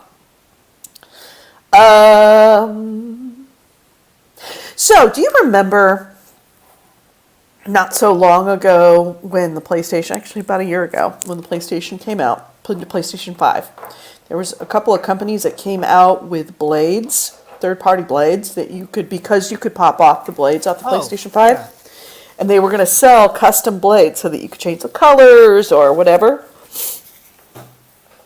And then Sony went after them and filed a suit about copyright and infringement and don't you dare make third-party blades for our console, blah, blah, blah, blah, blah. Guess what? Sony this week filed a patent. This was spotted by the news outlet OP Attack. The patent is titled Cover for Electronic Device and details a, quote, ornamental design for a cover for an electronic device with diagrams of PS5 faceplates being used for illustrative purposes. So the patent doesn't outright refer to replacement faceplates or even skins that can be wrapped around them, but it does show that some form of customization might be on the horizon for PlayStations from Sony if they decide to follow through on this. Now, I don't know if they're doing this in order to protect these faceplates from other companies making them or if they intend to make them themselves. So, yeah. I think it's funny that it took them this long. If this was always their intention, why did it take a year to file this patent? Well, a couple of different reasons. Of course, they had the two shell companies. CPM Shells, they got the first Nasty Gram in 2020, late 2020. And then D-Brand, which also did their dark plates for $50. So the dark plates were very popular the minute that they were launched, and they pretty much dared the console to sue them. If you recall, in their advertisements, they pretty much said, "Go ahead and sue us, Sony." So they got another threat, and they did shut down the production, and then they replaced them with their Darkplate 2.0 shells. So, D-brand of the two that have been noticed by Sony so far are the ones that are most aggressive and keep pushing. They keep prodding. They keep poking the tiger. And Sony keeps saying, "Don't make plates." And they're like, "Okay, we're making plates. Don't make plates. All right, we'll stop making plates. But Are they available? now we're going to make some more plates." It's like, stop making plates. Have they shipped the product? I think they have they've shipped the 2.0 shells. Or I don't know if they've actually shipped them, but they've definitely introduced the Darkplate 2.0s after the Darkplate 1.0s were suspended because of threats from Sony. So this may be Sony deciding to go and make plates on their own. It also may be Sony legally peeing on the concept of shells so that an American company, they've got a much bigger leg to stand on. Yeah, that would make sense. Because I feel like if this was always in the cards, they probably would have started doing it sooner. Like, didn't the 360, when it came out, had customizable faceplates, and like it launched with, "Hey, look at all the faceplates you can buy." Right.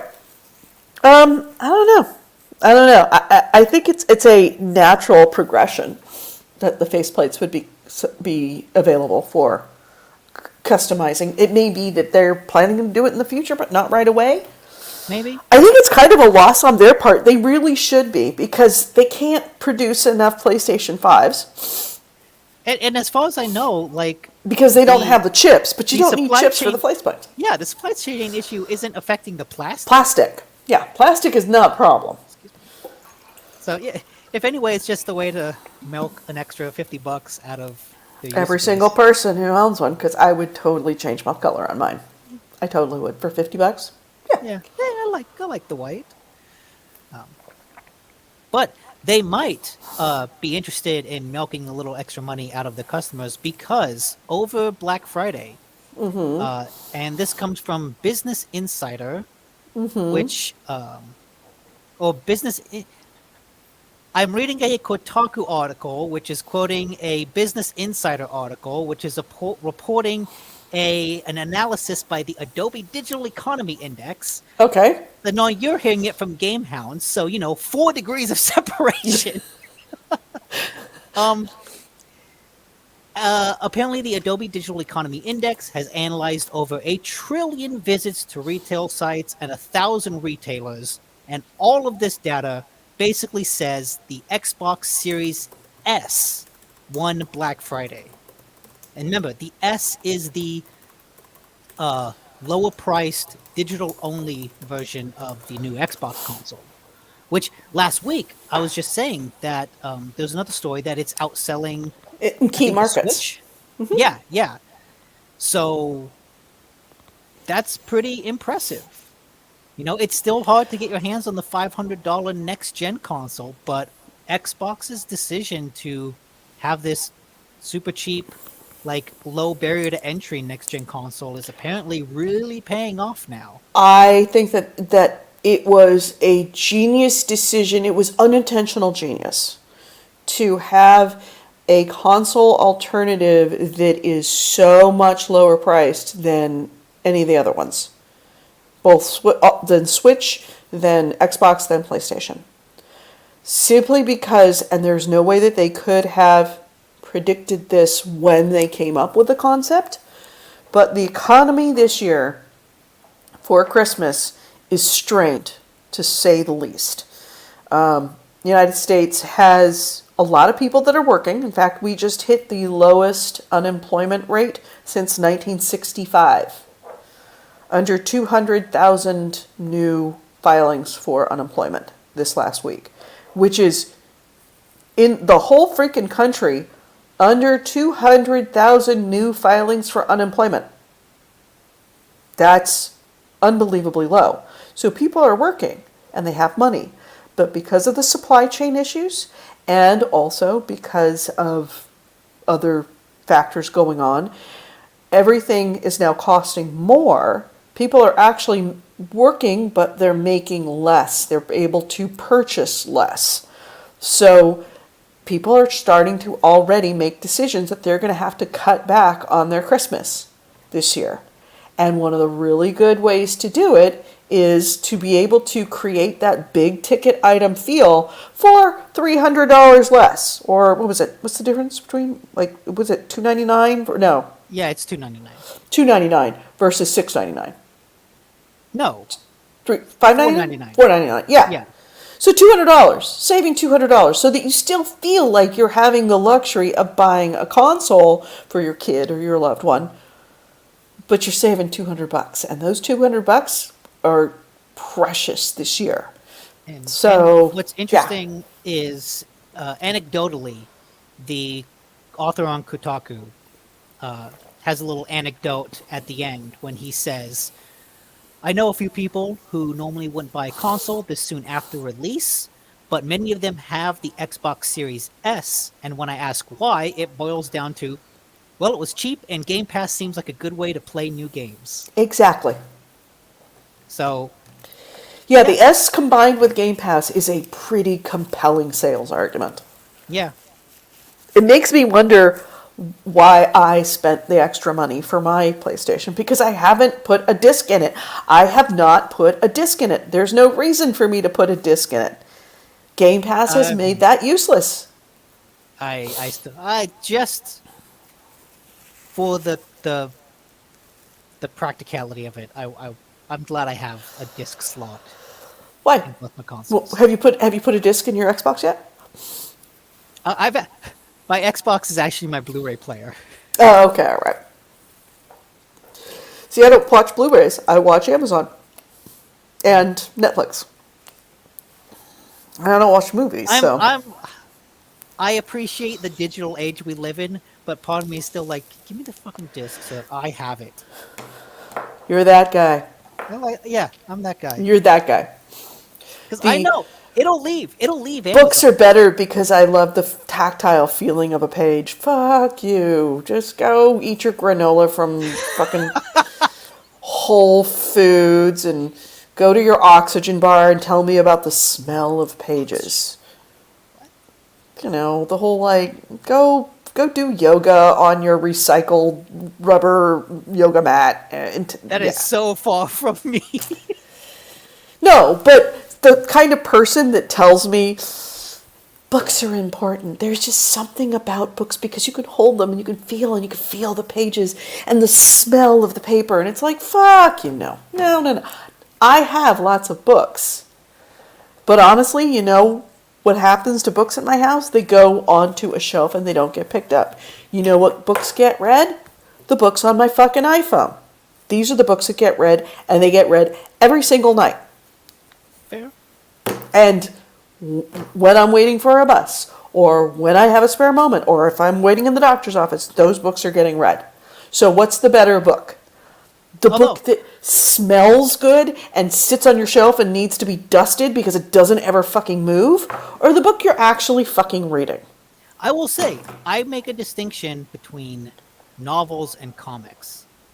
Whenever I buy a novel, I always get it on Kindle because, yeah, I can read it anywhere.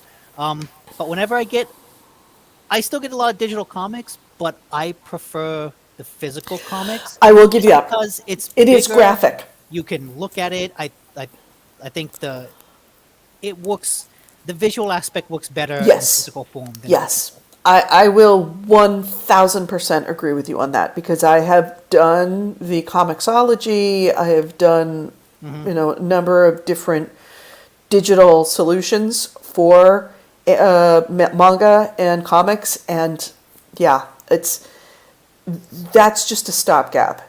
It does not compare at all. You've got to have the physical manga, physical comic book to be able to truly appreciate what it is meant to look like and feel like, and actually to keep track of the stories, because It's really hard with some of them because they're written in a full page format, and a lot of times that goes from one side to the other. So then you're kind of like, what is this thing? And you're kind of scrolling around on your little teeny tiny screen trying to figure out, what is this trying to say? Bitters. Fuck print media. Fuck print media when it comes to the written word. If it's not a graphic novel, give it to me in a digital form. Okay, do I have anything to segue to that? I will. You've already that was yours. Now it's my turn. Oh, okay. I'm up. All right. So, oh yeah, we were talking about lawsuits previously. Speaking of lawsuits, the other really kind of above the fold story this week is that you probably recall that Take-Two and Rockstar had filed DMCA suits against modders who had reverse engineered Grand Theft Auto, older Grand Theft Autos, Vice City and 3 for mods. And those had been taken down because of these DMCA claims that were being made by Take-Two and Rockstar for using for reverse engineering their games. Well, that got spicy. Last week, 4 modders behind RE2 and REVC, the fan projects that were mods, filed a response to the DMCA suit of Take-Two, saying that their work is protected under fair use because these mods are fixes and enhancements. They are original works, not piracy, and they're transformative, which falls under the category of fair use. So through their attorneys, Angelo Papenhoff, Theo Mora, Ire Orsunis, and Adrian Graber, they responded to the complaint insisting that they did not commit any type of copyright infringement, something that they expanded on in a short list of affirmative defenses. And if you're familiar with an affirmative defense is a legal term for saying when you've been accused of doing something wrong, of breaking the law, saying that, not denying that you did this act, but that there were reasons why it was done that does not make it illegal. For example, self-defense as a defense for murder would be an affirmative defense. It doesn't say I didn't kill the guy. It says I killed the guy, but there were legal reasons why I did. So these 4 defendants said that anything they did in connection to the GTA 2 and the Vice City projects that they had done were transformative use of the content, and that it added something to the original work. So Take-Two's ownership of GTA doesn't extend to them because what they coded was entirely new, entirely original, transformative work that added to the original Grand Theft Auto. They also pointed out that the original games were released 15 years ago and that Take-Two stopped fixing bugs several years before any of them started modding the bugs out, which is what some of these mods did. Another point that they made is that these mods did not negatively affect GTA's sales. Even the older games, these 15-year-old games, because these mods exist, these titles, these mods are essentially useless unless you own GTA, the original GTA title. That said, the existence of the mods probably actually positively affect GTA game sales, since people needed to buy the games, if they didn't already own them, in order to take advantage of these mods. So it looks like the GTA modder community won't be taking, at least this small group of them, won't be taking this lying down, and good for them. We will be watching very carefully. Because Grand Theft Auto, Take-Two has very much been a big bully. And, something else that they pointed out is that Take-Two has not been adverse to the modern community in the past. It just, once they decided that they were going to do the trilogy, that's when they started doing these things and taking down the mods. But that still doesn't preclude the fact that what they're doing is transformative. Those feel like a lot of good points. Yeah, we will see how that goes. They definitely make a compelling argument. Yeah. It is definitely a very compelling affirmative defense, at least on its face. So I will be watching that very carefully, and so will, honestly, a lot of other modders. Because a lot of these DMC takedowns are kind of done with the basic threat is, hey, it's a company issuing this to an individual. The individual can't fight it, so they're just going to back down. Right. But that doesn't mean that the DMCA challenge is actually legal.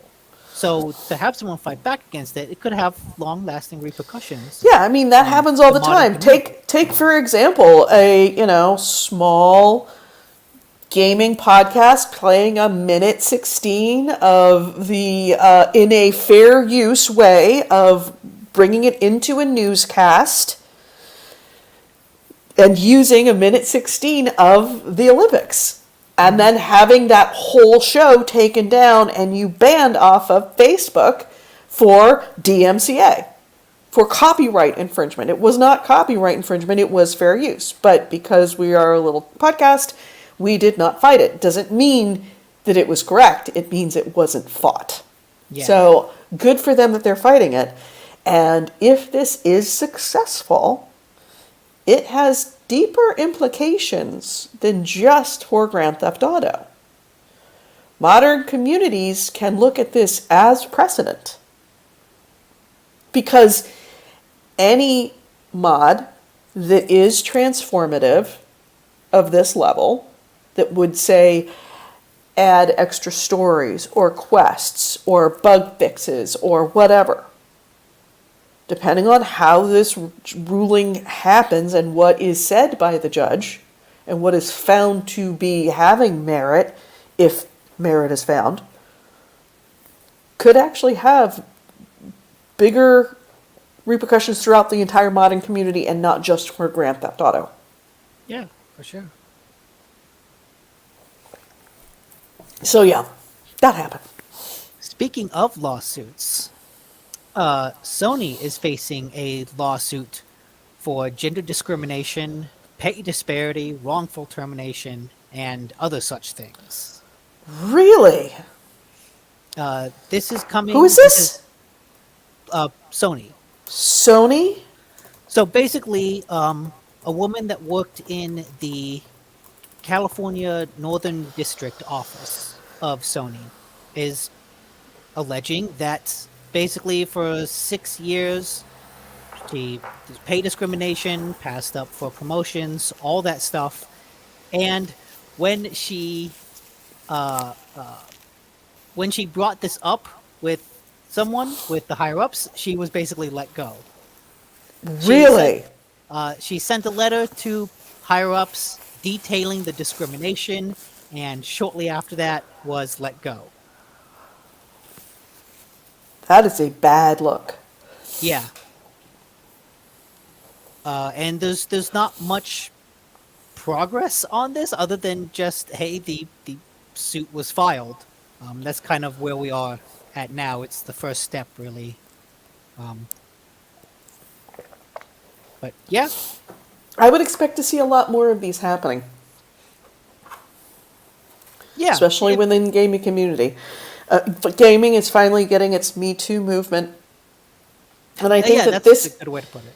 In many ways, this is a more powerful Me Too movement than what happened with Weinstein in the movie industry. Because as long as it's not just, hey, we'll pay you, settle, and then it's over. Right. I think that there in the movie industry right now is this feeling like what was going on, the whole Me Too thing, was pervasive, is pervasive in the movie industry. But Weinstein got busted and he got taken down. Cosby got busted, got taken down. And now everything has gone quiet. And it doesn't mean it's not happening. Did they both get released? I know Cosby got released. Got On really some no technicality. Weinstein's already he got convicted in New York and now he's going to come to California, and so Okay. that's been delayed. But he is incarcerated at the moment. And there is this general sense of like everything went quiet and like somebody got taken down. Doesn't mean it's not happening anymore. It just means it went quiet again. Well, yeah, it's the classic. Put it all on one person. They did it. They were punished. It's good. Scapegoating. Good. We cool. All We right. good. We good. Be cool. All right. Business is We normal. solved it. And I thought that we had that with Ubisoft. And then Activision said, hold my beer. And then all of a sudden, new understanding of like, it's not just pervasive. Like, Harvey Weinstein has to be the worst. Has to be the worst. If there is somebody out there that came back now and they found out that this guy makes Harvey Weinstein look like, I can't think of anybody, look like Paul Newman, look like, a total philanthropist. If there is somebody out there that is worse than Harvey Weinstein and the movie industry found out about it now, it's like, how did you miss the first pass? Mm-hmm. And that's where we're at with video games, is that we thought it was bad with Ubisoft, so much worse. And that didn't get busted in the first go round, which means that this is a much bigger problem with much deeper roots. So I think that what's happening in the games industry now is way more, I don't say impactful, but it's got more power behind it simply because we're all starting to get a really much better grasp of how deep this is and how bad it truly is. Yeah. Like every horror story you have, it just somehow keeps getting worse. Yeah. It just keeps getting worse. So, good luck to her Yeah, good luck. fighting Sony. We'll see. Assuming that the charges are correct, if she is truly being discriminated against because of her gender, absolutely, I will hope her the best. Let's see. My next item is kind of a little one. Okay. Is this my last one? This is my last one. Oh, yeah.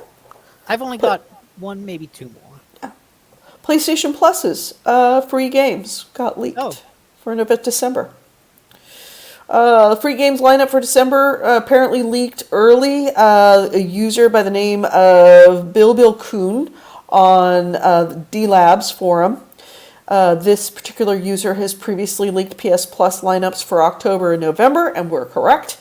He or she has now revealed. Yeah, doing well. Revealed which games are going to be on the way to subscribers in December.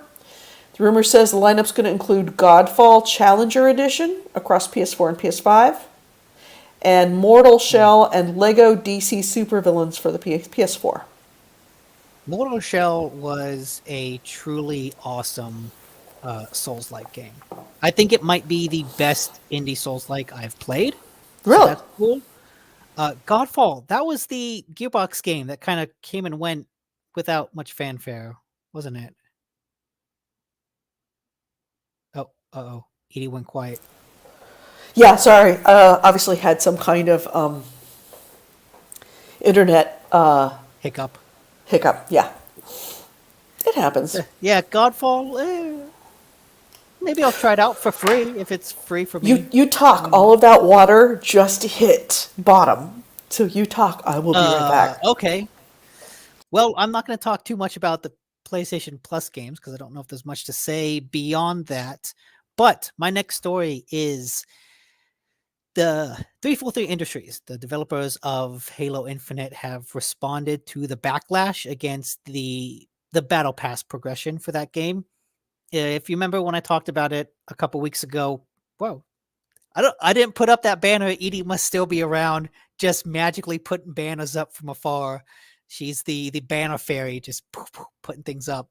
But if you remember what I said a couple weeks ago, the way the Battle Pass worked is it's kind of frustratingly slow.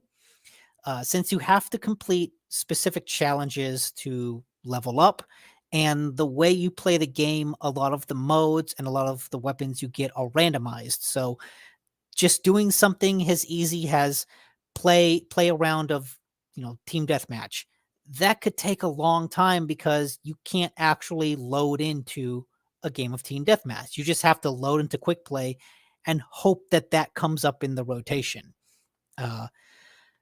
So they have basically responded to it by saying, yes, we hear you. We understand that it's a bit slow. In a positive way, they say that manipulating the progression should be an easy thing to fix and that it is a priority for their team. But they're kind of on a holiday break. So you just have to deal with it for now, which I get that. Part of me, I sympathize with that. Hey, it is the holiday. Let developers have their time off. That's deserved. So hopefully, starting from Monday going forward, by the next time you hear this podcast, maybe some positive change will come out regarding the progression. Now that they're actually working on it and not on vacation. Because, hey, they still put out that multiplayer for free, so credit to them for that. I've not gone back to it since I played it, kind of largely because of the Battle Pass, but yeah, it's knowing that they hear the backlash that apparently it should be an easy fix. That has me optimistic for the future. See, that's another one that I'm looking forward to doing when I get back. I really want to play the Halo Infinite multiplayer. Yeah, it's fun. And actually, by the time you get back, I think they might drop the campaign, because I know the campaign is coming out in early December. What? I'm sorry? I know the Halo Infinite campaign is coming out early December. December 8th. So by the time you get back, it's not going to be too long till you'll be able to play a single-player Halo. Yeah, I come back tomorrow, so it's going to be 9 days. Bless you. Bless you. Bless you. Just 3? It's 3. Did you hear that? No. Okay, good, because I thought I muted the mic. You did. You did. Good. I read shoulders. Some people read lips, you read shoulders. Good. Let's see. I don't have anything else. What are you going to play this week? Resident Evil. Try to get as far as I can in that. I do want to go back to Library of Ruina, just because that is such a good, weird-ass game. Okay. I do have one final kind of fun for us story, but it's also rubbing salt in Battlefield's wounds. This apparently comes from SteamDB, which is the service that kind of measures how many people are playing Steam games. And apparently, the all-time peak for Battlefield 2042 is slightly lower than the all-time peak for Farming Simulator 2022. Wait, Battlefield 2040, 2042. Basically, more people. All-time peak is lower than Farming Simulator peak? More people are playing Farming Simulator 22 than they are playing Battlefield 2042. Which I think is important to mention that Farming Simulator 22, that's the newest version of that game. That's not the version of Farming Simulator that's been out for years. That's this year's Farming Simulator. I don't understand how this could be so bad. Well, the 2042 is not. It has a very bad reputation, and so yes, I don't understand. Is it? I mean, I know that it's got bugs. I know that it's got issues, but is it really that bad? It's not bugs. From what I understand, it's just basic design. Things that you can't just kind of patch away. The way they've changed how classes work, a lot of people don't like. The maps, my experience with the maps in the beta is that they were too big, and that has apparently bled over into release where it doesn't feel like a Battlefield game. It's not fun because snipers, there's so much space in the map that it's Oh. kind of every map is a sniper paradise. And yeah, just the interplay between vehicles and infantry feels broken. The way classes work, I said before, there's they just do that interplay between classes. Like it's kind of broken with the way they've done it. So it's not just bugs that you patch out later. It's like they've changed a lot of the basics of how the game works, and a lot of people don't like that.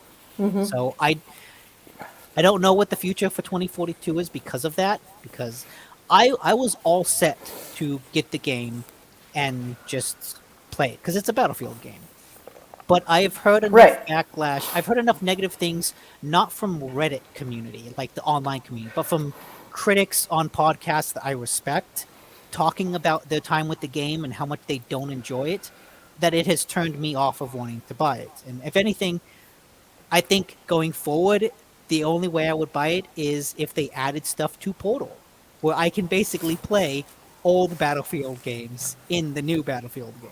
Because I don't want to play the new Battlefield. Wow. Well, So, yeah, like I said, EA kind of floundering. here's a question. Is 2021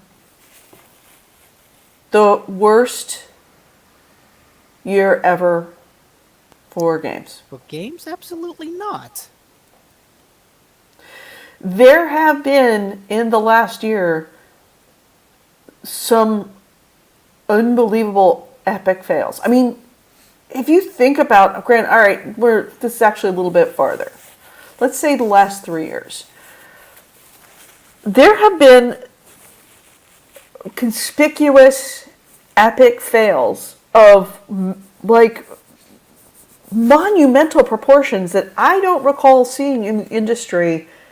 Like, yeah, there was the occasional, but like if you think of things like Cyberpunk, Anthem, 2042, GTA Trilogy,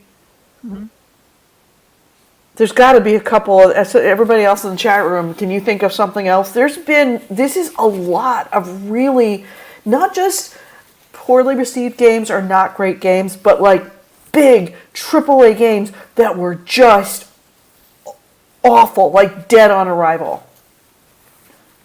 I mean, yes, but I also don't think that it's like... I don't remember that being this many, like in a short period of time.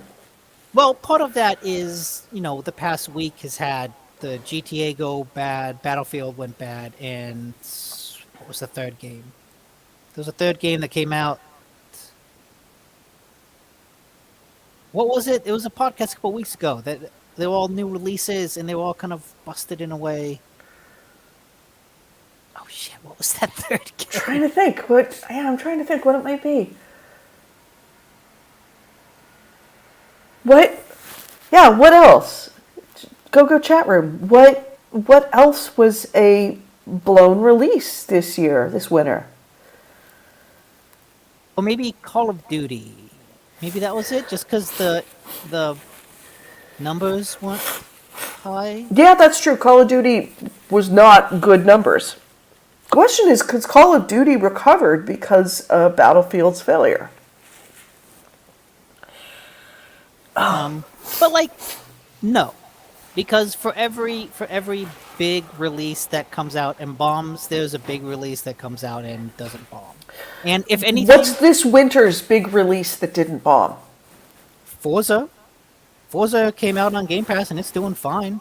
Yeah, but that's Forza. People are saying it's great. What? That's a big AAA release. It's a big AAA release, but basically everything Sony has put out recently. Call of Duty Vanguard.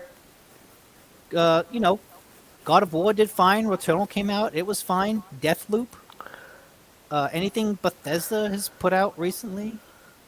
No, I'm talking about winter, like the winter release of the game of Christmas. What is the game of Christmas this year? I don't know. When have we Forza? not had a game that was the game to get before Christmas? I feel like it's been like that fairly often. I don't know. AC Ray says I don't tend to play big releases. I think a lot of it is, and I forget the specific term for it, recency bias, I think it is, of like, hey, recently these things have happened, and so you naturally like extrapolate that as been, oh, it must have always been this way. But it hasn't.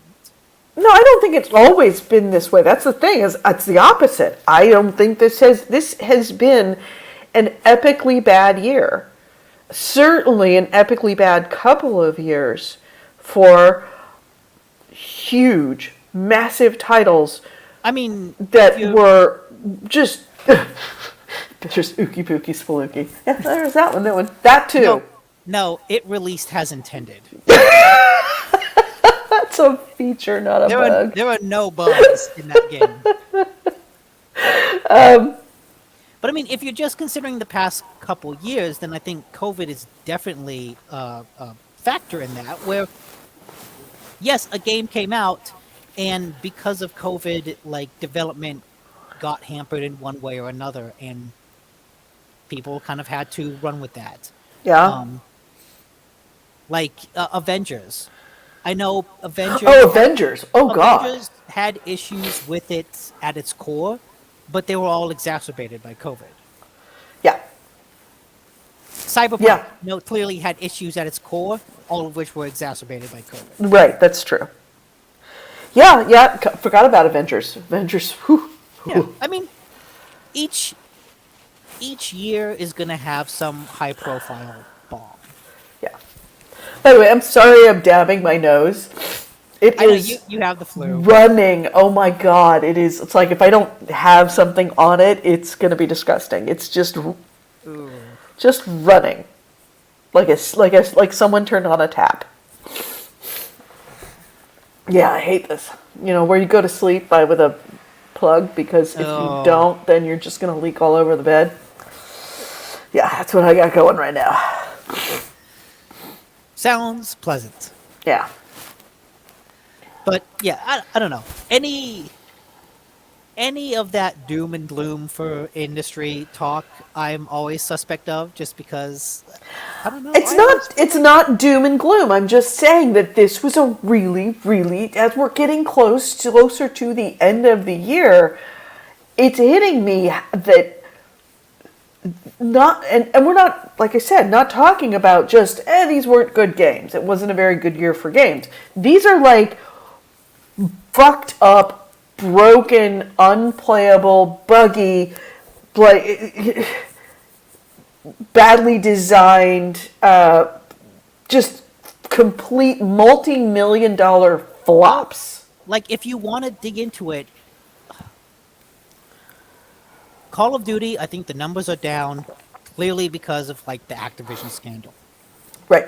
I think that's dragging them down. That's an anchor around all of their games. Mm-hmm. If you look at Battlefield, I think new technology. They're like, hey, let's increase the player numbers. Let's increase the size of the maps.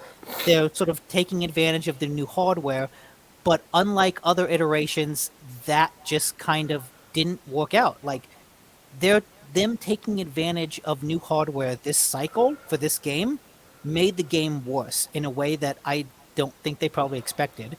But also, the way that they changed how classes work, they want to make it more like hero shooters. Things like Warzone, things like Apex, things like Overwatch, where you have Bob, the soldier, who has a grappling hook, and then Jill, the soldier, has a turret. So instead of like the classic 4 classes, you have like hero units, which is them following design trends of the industry. Things like Apex and Warzone and Overwatch and all those other things. They're trying to fit that into this game, which just didn't work. And Right. so I think with Battlefield, it's a unique situation where them trying to take advantage of new hardware, them trying to follow these other popular design trends, all of it coalesced in a game that didn't work. And then with GTA, I remember they saying on the Bombcast that this is apparently like ports of the mobile versions of the game. And so, kind of from the beginning, Why? What? Wait a minute. I didn't hear that. yeah. Really? So I guess Why would they port mobile versions of the game and not PC versions of the game? because, like the Silent Hill compilation put out by Konami several years ago, this was more of a cash grab than it was a legacy. Oh, let's respect the core of GTA. It's no, let's do something for like the anniversary and let's give it to this developer to kind of port the mobile versions and just kind of pump out something real quick. So it's not like these three big fails. I don't think are like signs that the industry is doomed. I think each one is a unique case of bad decision making. Then they just happen to all come out at the same time. Yeah, no, I didn't think that any one of them were necessarily had a unifying reason why that happened. I think it's all, like you said, all various different reasons why it was done. If you were going to say unifying theme, it was publishers and accountants sticking their fingers into games where they shouldn't be. Trying to follow trends because that's what looks good on paper, and turning video games into widgets. Video games are not widgets, especially existing IPs. So yeah, the following of trends. And EA is really, really good, in particular, at saying, oh, what's the new hotness? Yeah, make that, but Mass Effect flavored. Because I know with Call of Duty, Activision kind of stumbled into changing Call of Duty into more of a, at first it was a yearly release, and hey, each year you buy the new Call of Duty. They came out with Warzone.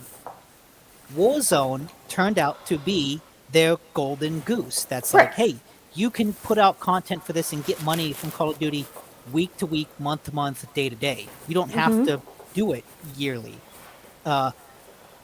And I think the Waypoint podcast was saying that. So a lot of my knowledge of this comes from other podcasts. I'm reiterating what I've heard elsewhere. They were saying that EA tried to do something similar with Battlefield with Portal, and by basically giving you this huge customizable portal where you could play older Battlefield games, they're kind of trying to make a standalone product that could become like Warzone, where instead of releasing a Battlefield game every 2 years, they release a module for Battlefield Portal. Hey, here's the Battlefield 5 module. Here's the Battlefield. What's the one that we loved? Bad Company 2? Yeah, that. But what the like downloadable one? 2042? No. No, not 2042. Battlefield 1942. Yeah, like here's that module in there where it's like you can play all the old games that you remember. I love that game. Yeah. Wake Island. Oh, Wake Island. So, like, God. If they made Complete fucking pandemonium. If they made Battlefield Portal a free to download hub, where then you could go off and play versions of all these other Battlefield games, that would be really cool. But unfortunately, it just seems like it's now tied to this anchor that is a badly designed shooter game. Yeah. But I didn't think that there was any unifying reason. I just think that we've seen kind of a repeated litany of like, this one came out and was shitty, and then this came out and it was shitty, and then this came out and was shitty. And they're all not connected to each other, and they're all shitty for different reasons, But this year seems to be the case, and Yeah. probably bad ideas made by bean counters who are trying to chase trends that think that video games are just, you don't have to know or even like video games. They think that they can all be Bobby Kotick, and don't even have to be video game people. You just have to be an accountant and tell people what to do, and then gamers will just buy it because we're just mindless. And then exacerbated by COVID. You know, every bad decision was just magnified by the existence of COVID. Yeah. Yeah, this was a year that somebody really could have won. This could have been a year where maybe not a AAA title, but maybe a AA title could have come through and been like, holy shit, this game is amazing. I think Capcom did. With Resident Evil 8. Yeah. Because, I mean, look, Resident Evil games have always been popular, but they've never been, like, Game of the Year popular. No. Was now, like, what was the Golden Joystick said Resident Evil 8 was the best game, and it was nominated for the Keeleys. Mm-hmm. I forget the actual name. Game Awards. Right. So yeah, I feel like Resident Evil 8 is kind of like, hey, this is a really good game that has just kind of sailed, and all the other big things kind of came and flopped. People remember, hey, that Village game, that was really fucking cool. Yeah. I guess in Resident Evil 8 is definitely succeeding because I'm going to say they won by default. In many ways, they did win by default this year. Yeah, I mean, look, they made a good game and other people didn't. Yep, exactly. Anyway, anything else we want to add before we close out this show? Oh, wait, that's right. I had one story that Blood Reaper put in the Discord that Apple is being sued in China for selling iPhones without a charger. And this is something that they changed with the iPhone 12 last year. I guess that was the first year that they started selling iPhones without a charger. And now they're being sued in China for that, which I think is great because it seems like a real dick move to not include a charger. I didn't know that. Yeah, it is. Apple's argument is, hey, you already have a charger, which may not be the case because Apple insists on like having unique plugs for all their stuff. And also, this article comes from PCMag.com that mentions at the end, Apple was fined $2 million in March in Brazil for this exact thing. Interesting.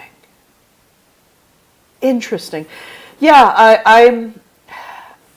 See, I bought Kevin a new iPhone when he was ill because he was using his iPhone as a communication device. And I'm very tempted that when my iPhone 6S finally does die, I swore that I would... Huh? Yeah. Same one. It's a great phone, and it is the last one that actually has the headphone jack. Yep. It's the reason why I keep it. But it is coming to the end of its natural life, and I am very tempted of taking Kevin's phone, but then that loops me back in for another cycle of Apple. I swore that this would be my last phone. And I'm considering, rather than doing that, to selling Kevin's phone and getting some money back and then buying a Samsung, both going Android. But unfortunately, I am a Mac. Everything else in my life is Mac. All the other Mac stuff. And I don't know that I want to go PC for everything else. You know, I have a brand new MacBook. I bought Kevin a new MacBook because there wasn't a lot I could do for him at the end, so I bought him a brand new MacBook Pro. So I've got the MacBook Pro. It's like I gotta kind of use the Apple, so I think I'm gonna have to go for the 12, which is what I have now. Or is it 11? I can't remember. In the chat, AC Wraith says, join us. I do want to join you. I very much do, but It's not just a phone decision. It is an entire life platform decision that I'd have to. Think about how this would change the podcast. That everything would have to be redone, reworked, rewired. Really? Would it, even if just your phone changed? If my phone changed, then I would have to change the computers. If I change the computers, I have to change the podcast. Because I've got all of the software that I've got is all Mac-based. But why does that affect the phone?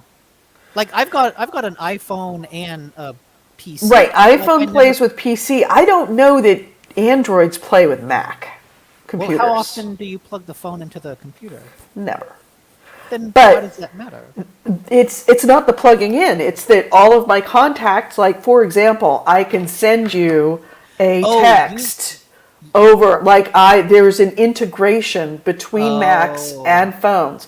My contacts, I put my contacts in my phones. It shows up in my computer. I gotcha. I have, for example, my an Icelandic SIM card in my phone. But on my computer, I have iMessages, and I can send you a message right now from my home phone through messages on my computer while not having to switch out the SIM card. Gotcha. It's all integrated. It becomes a universe. So to go to Android on the phone would probably mean, PCs play with iPhones. I don't know that Macs play with Androids very nicely. Yeah. I remember long ago, when I was living with roommates, one of them had, this was when Windows 10 just came out, and he had a Windows phone. And he showed me, look, I can copy and paste something on the PC. I can copy something on the PC and then paste it on the phone. Yeah. Because of that integration. I have the same thing. I've got AirDrop. I downloaded in fact, I have to do that right now. Downloaded my COVID, my electronic copy of my COVID documents, my COVID test results.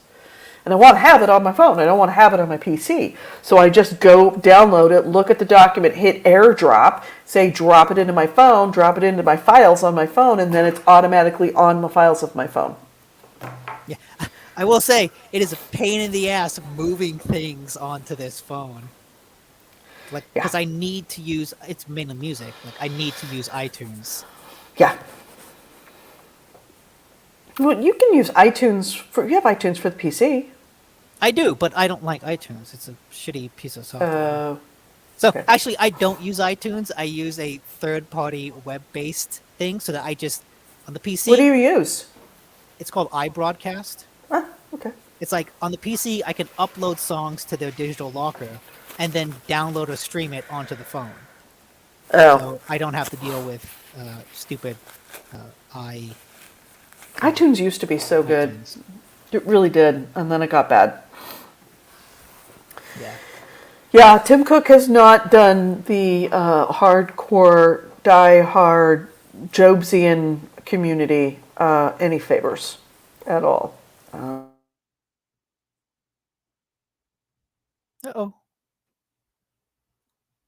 A lot. Oh, yes. AC Ray. That's it. That's what I use. What? He put a link to iBroadcast. Which, of course he did. It's a digital locker that's free. It's actually pretty cool. I found them after Google Music. After Google shut down Google Music because they're assholes. Oh no! Quiet again.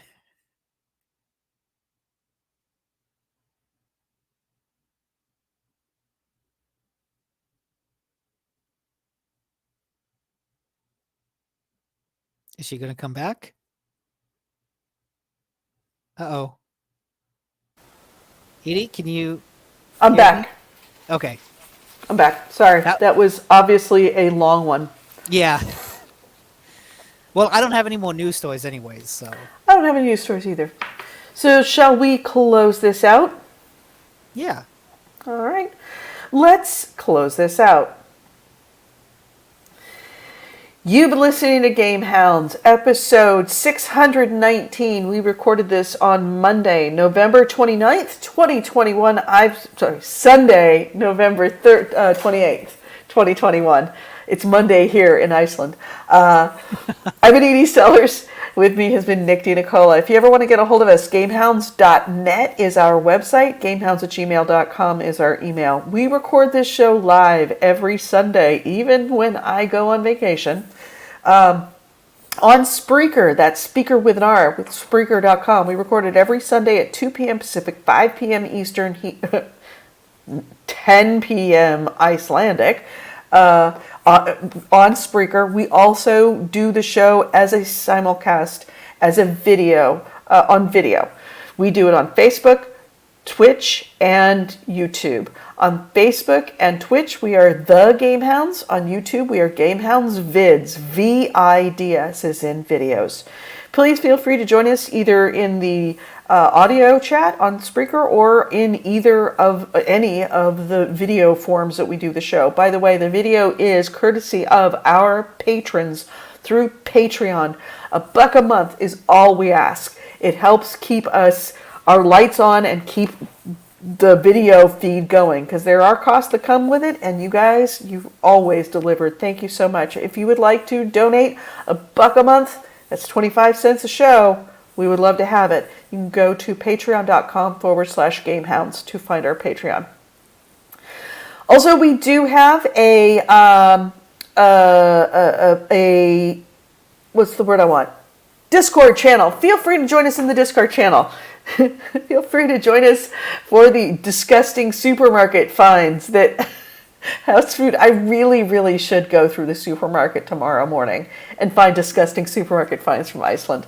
But yeah, so feel free to join us. The Discord can be found from Iceland. That would be perfect. I did. Yeah, things like foal meat. Yeah. Join us at the Discord. You can find the Discord on our Facebook page. It's pinned up to the top. The Facebook page is facebook.com/the-gamehounds. Thank you to AC Wraith for being such an amazing assistant in all of the chats. If there was something that we mentioned, a story or anything, he provided a link. Seriously, anything that we even thought about, he provided a link to it. Thank you for doing that every single week. You are so appreciated. And thank you to Bitters for being in the chat room. Thank you to Blood Reaper for always providing news and information that Nick can cheat off of to find stories. If you've ever got a story that you want us to cover or want us to log our opinions about, go to the Discord, throw it into the news tips. Trust me, it will get seen. Thanks. Have a great week. We will be back next Sunday here at 2 p.m. Pacific, 5 p.m. Eastern on GameHounds. And I will be back in the United States and having way more sleep. Take care, everyone. Be safe. Be well. Wear your masks. Get vaccinated. And if you are vaccinated, get boosted when you're supposed to. Because this next round is going to be a killer, literally. So please take care of yourselves and start doing all the protocols that you did, even more so at the beginning of this now. Washing of hands, social distancing, masks, vaccines. Seriously, not joking. This one's a bad one. Have a great time. Good luck. Bye. Bye.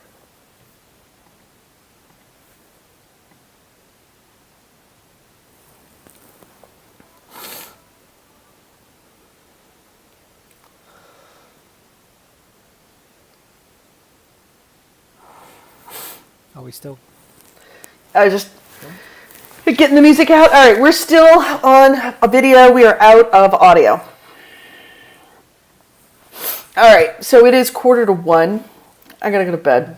Oh, I will treat you to one little interesting thing. Something that's kind of cool. Be right back. Okay. I'm looking forward to this.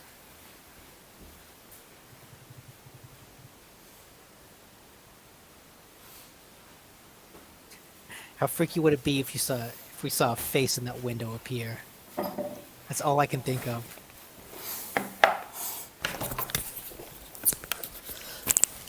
So my new obsession. And you can get this in the United States. It's expensive. What is that? Skyr. It is essentially, looks like yogurt. In many ways tastes similar to yogurt. A lot of people think it's yogurt. It's not yogurt. It's actually cheese. Oh God, that. It's like, I would say somewhere between yogurt and cream cheese. Yeah, that doesn't. Sorry, that was the cold kicking in at exactly the wrong minute when I not the was cheese. mid-swallow. This was the head cold. It's not. No, I mean, it's cheese in that yogurt you make by putting in a culture into milk to grow. It's a different process. Mm-hmm. It's the process to make skyr is more closely aligned to the process to make cheese. It's made with rennet, as opposed to being made with active acidophilus cultures like you do with yogurt. But it is goddamn delicious. It has more protein than yogurt. So is it something that you just eat with a spoon like you are? It's or like is it yogurt. a side dish? No, it's yogurt. So you eat it like yogurt. It is. This is apple flavor. You can get them in lots of flavors, just like yogurt. But it's made with skim milk, so it's less fat, and it has more protein than yogurt. It's actually a little bit less sour than yogurt, and it's less runny. It's super firm, a little bit like Greek yogurt in that way. Goddamn delicious. I am not a yogurt person, and this stuff is good. Okay. Then, if it's more on the yogurt side than the cheese side, I feel like cheese you eat with a spoon is very off-putting. You mean cream cheese? Cheesecake? Well, no, not cheesecake. Cheesecake is different. But cream cheese, yes, that's bad. What is cheesecake other than cream cheese mixed with sugar and flavor? Sugar and flavor? So cream cheese is. Cheesecake is. Yeah, sugar and flavor go a long way to making something good. Wait, that's what this is. It's like essentially a cream cheese with sugar and flavor. Yeah, cream cheese bad. That sounds better. Right. Or what's the difference between that and cottage cheese? Cottage cheese is something you eat with a spoon. I'm also not a fan of cottage cheese. Oh, I love cottage cheese. With fruit? Generally, cheese you eat with a spoon, not my thing. It's only cheese in the way that tomatoes are fruit. It's a technical process. The process of making skyr is closer to the process of making cheese than it is to making yogurt. So technically it is a cheese, but it's a yogurt in all other ways. But it's better. Why isn't that in Skyrim?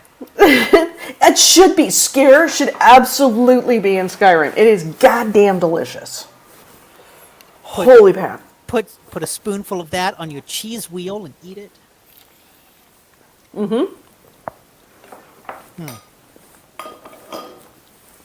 And cheesecake is sexy. It is.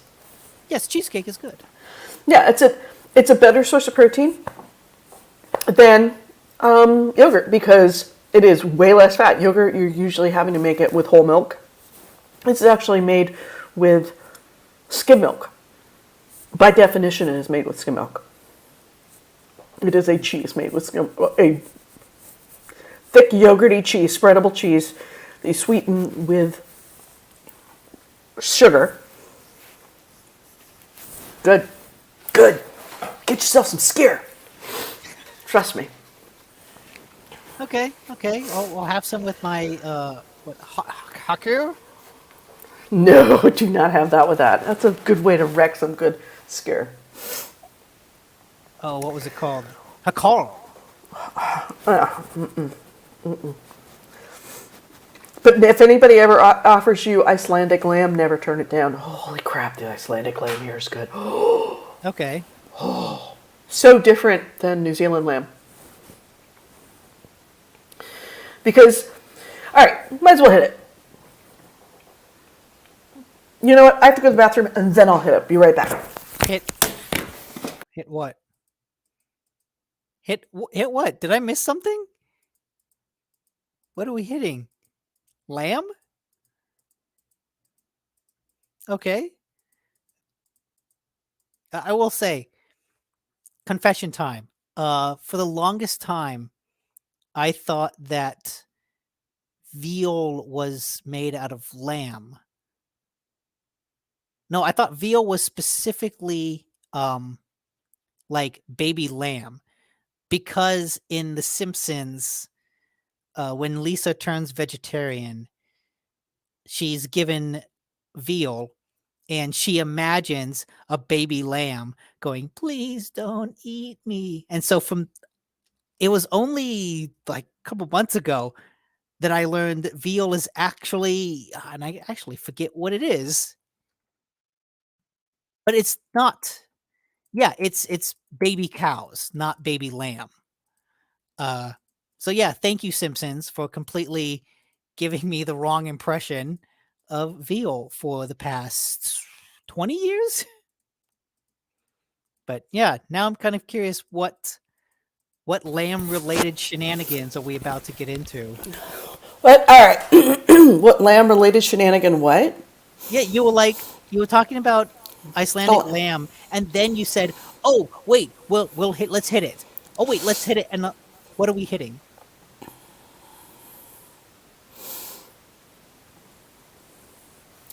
weird things about Iceland. Oh, okay, okay. Okay, as I am about to leave to go back home, this is the weird takeaways that I am taking away from Iceland. One, let's hit the lamb. The lamb is unbelievable. And it tastes Okay. like lamb, but it does not taste like any lamb you've ever had before. Because they don't keep their lambs in pastures. When summertime comes, they kick the lambs you kick the sheep out of the barn and let them go until September. So they live off of berries and herbs and natural grasses. They roam, and then in September, everywhere on the island that's not Reykjavik, that's not the main capital city, and some people actually in the capital city, all get together and they round up all the sheep on the whole country, in the whole island. Big old lamb hunt. It's a lamb hunt. It's just a big old lamb roundup. And then they look at all the tags on all the ears and they say, okay, there's Bjorn's and there's Carl's and they separate out the lambs and then they send the lambs back to the people, or to the farmers. So the lambs just run free. And because they live on strawberries and wild strawberries, wild blueberries, the meat is unbelievable. It still tastes like lamb, but it's not gamey at all. Another weird thing about Iceland. I talked about the tub culture, the swimming pool culture. Yeah. Already. Did I mention the staring? No. Icelanders stare at you. To the point of where you're concerned, like, you're just walking down the street and there's somebody just as you're walking by. And not even like a little bit. And then you look back at them and they don't stop staring at you. And you think, oh God, do I look weird? It makes you really self-conscious. And then you realize that they stare at each other the same way. Icelanders stare at people, like on the train. They'll just look over at you and they'll think you're interesting to look at and they will just stare at you. Okay. let's see. What else was interesting? Elves. So elves, not so much in the city, but elves and trolls absolutely exist to the people in the countryside. Yeah, I saw the Eurovision movie. The thing that the Eurovision movie doesn't get correct. No, they like give things to the elves, right? They talk about the But they don't get the elves right. In fact, when you mention elves and people in the countryside believing in elves, in fact, they will ask each other, "Do you believe in elves?" And nobody will say they don't believe in elves. Okay. Even people in the city will be like, I'm not so sure. That's, I think, as close as you will get to a no on out here. But elves in Icelandic lore are not little people that live in little houses. Oh, okay. Elves are full-size people, and they are invisible, and you can't see them. And their origin comes from... Well, that's creepy. Yeah. The origin comes from Adam and Eve were in the Garden of Eden, and Eve was taking care of the children, and she was washing the children, and only some of her children were washed when God dropped in to visit. And she was embarrassed that some of her children were dirty, so she hid the children from God when he came to visit. And God said, "Is this all of your children?" And she said, "Yes, it is." And only later did God find out. Well, actually, he might have said it then, but at some point God kind of decreed that the children that he saw on that visit will be seen to men. The children that were hidden from him will be hidden from the eyes of men. So elves are not little cute, things. They're not like fairies. They're actually people that are in a hidden realm that are not able to be seen by men. And so they do live in concert at the same time on the island with men. But they can't be seen. Trolls, they absolutely believe in. Trolls are not big, fat, horned things that sit underneath bridges and steal goats. Trolls are more of an undead creature. They're more of like a zombie. The ancestors that have risen up and roam the hills. So yeah, it's and certainly with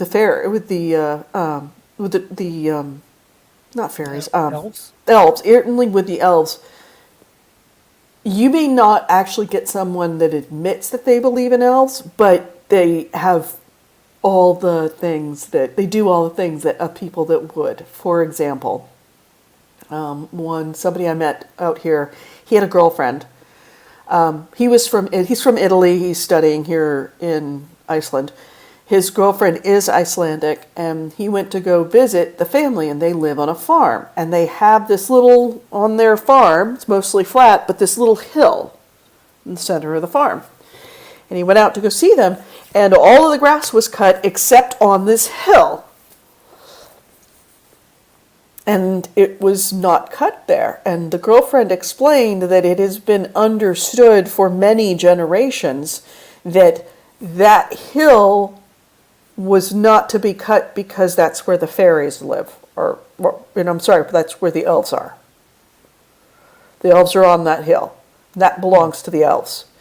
And even though, he asked the parents, do you believe in elves? And it's like, no, we don't believe in elves. And it's like, yeah, but you didn't cut the grass on that hill. And he's like, yeah, well, nobody's done it before. We hate to break the tradition.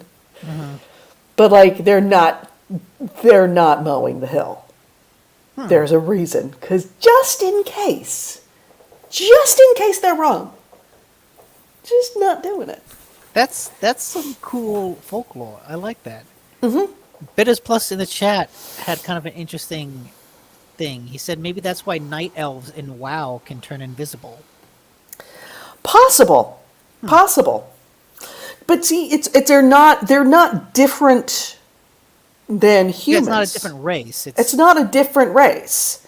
It's just that they're people you can't see that are living in a different realm from us because they were hidden from the eyes of God.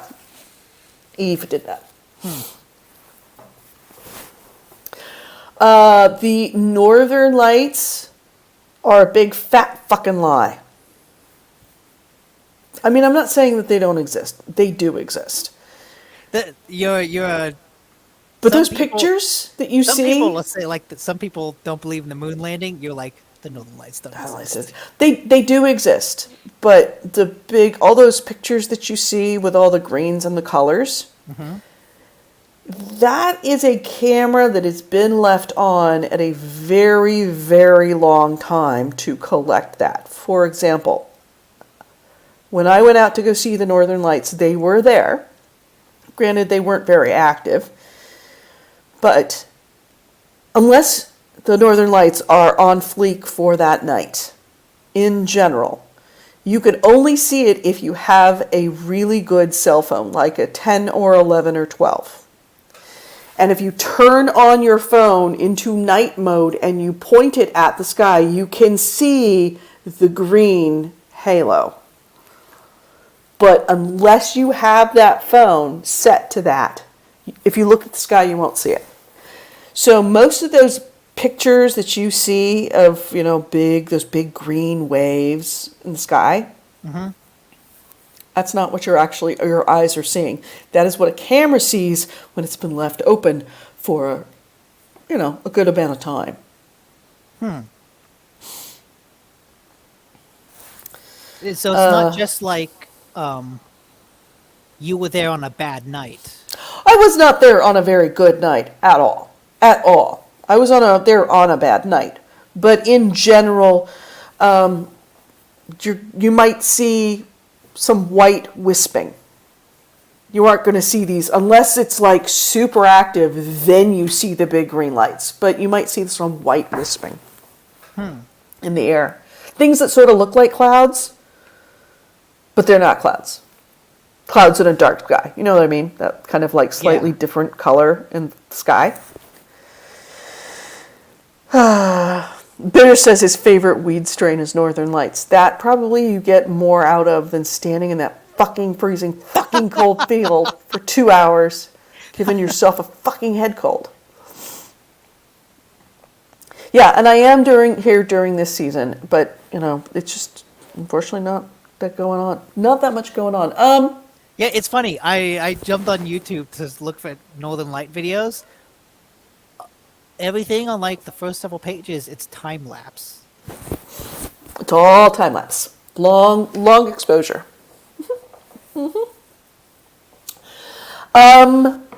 Icelandic politics.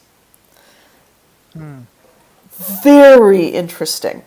So I am not that far from Iceland's parliament. It's a bit of a walk. It's a 15-minute walk, but I could take a bus and be there in 5 minutes. Iceland's parliament building.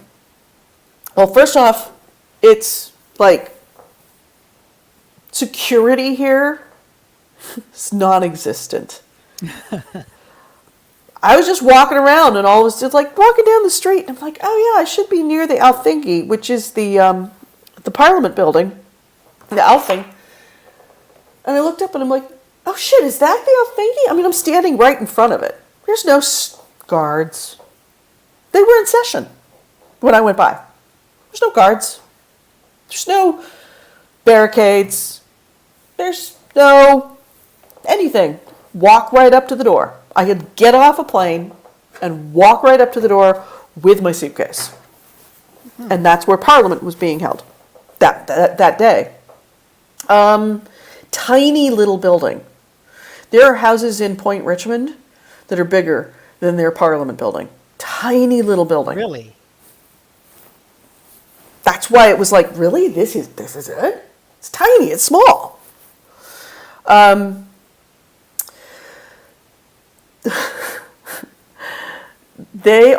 people here are so smart. And Icelanders really love their politics. And if I was to say the thing that impressed me the most about the country was, I had been watching some YouTube videos about Icelandic politics because I know that they're having kind of a little bit of a thing right now with their most recent election results in the Northern Territories. There was a call for a recount because they weren't exactly all counted properly. And somebody had mentioned about Iceland and the Panama Papers. And I'm like, oh, I wasn't aware about anything to do with the Panama Papers in Iceland. Good point. Good point. If you see something, say something. Everybody sees something. So I was on YouTube. I was like, Panama Papers. So I was doing Iceland and Panama Papers on YouTube, trying to get an explainer. And there was a lot of like news reports and stuff like that, which assumed that you knew what happened with the Panama Papers. So finally I came put in Iceland, Panama Papers, explained, and I pulled up a kids show.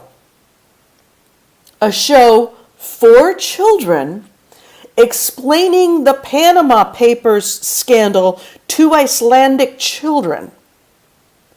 Explaining what tax havens were. In the form of, your mom, you have a piggy bank, and your mom takes some of your money to pay for stuff around the house. But what happens if you take your piggy bank to your friend's house? Now your mom can't get to your piggy bank. I'm like, you're explaining tax havens to little kids. That's awesome. Fuck, that's awesome.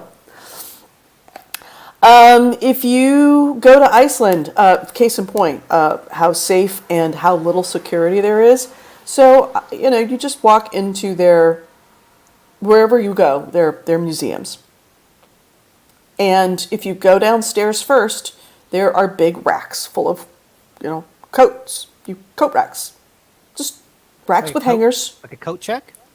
It's a coat check. And you can hang your coat up with all the other coats. Oh, so it's not like a check, it's just honor system.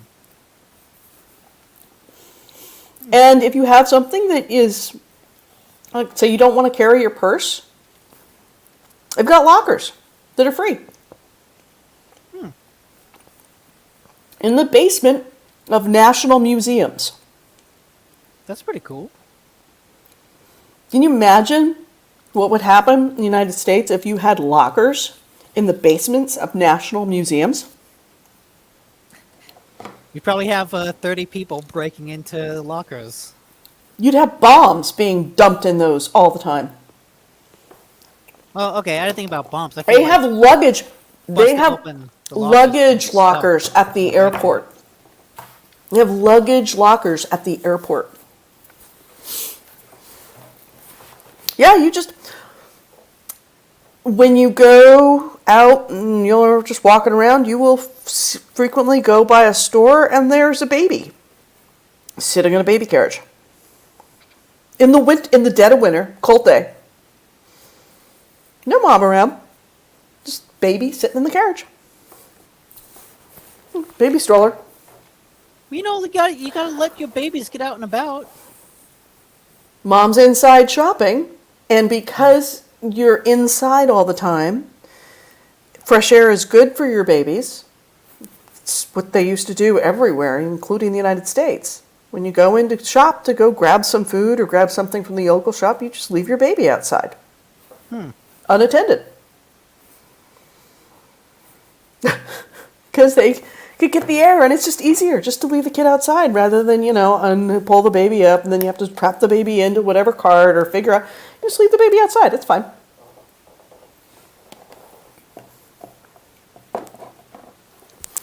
God, what else?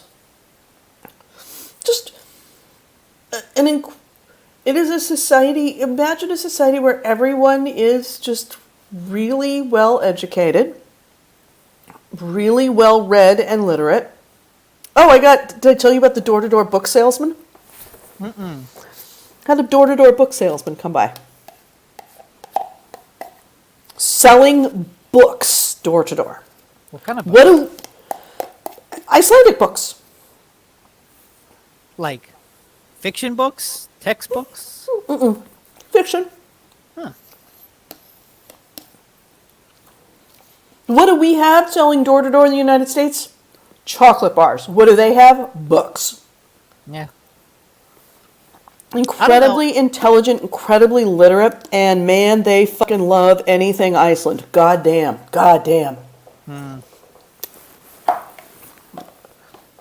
They have 1, 2, 3, 4, 5, just around me, right here, 6 art museums. Every single one of them is Icelandic art. Every single one of them. And their art is weird.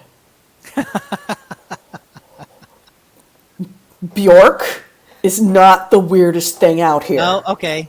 That's right. Bjork is Icelandic. Yeah, like the swan dress makes so much more sense. It's weird. So yeah, it is a definitely. I haven't seen any classical pictures where I would look at them and go, "Oh, that's art like I'm used to seeing in a European museum." And I went to the Culture House, which is where like the old paintings are. Not a lot of those. I actually take that back. When I went to the National Museum, they had some, but by and large, the art at the Culture House, the art at the different art museums is all going to be super modern, weird, creative art. And if Icelandic artists pretty much have their ticket written if they're making art in Iceland. Icelanders love Iceland. Just love and they love their culture. Super serious. Sounds like a cool place. Mm-hmm. And Bitter says, "Is that a cat shirt?" Yes, it is. I was waiting till you're done. It's a cat mech shirt. Oh, awesome. Yeah, the child rearing trend. I have seen it for myself. What else is weird about Icelanders? What was the TV like there? I didn't really see much TV because I didn't have any access to TV here. Okay, so no like local Icelandic programming?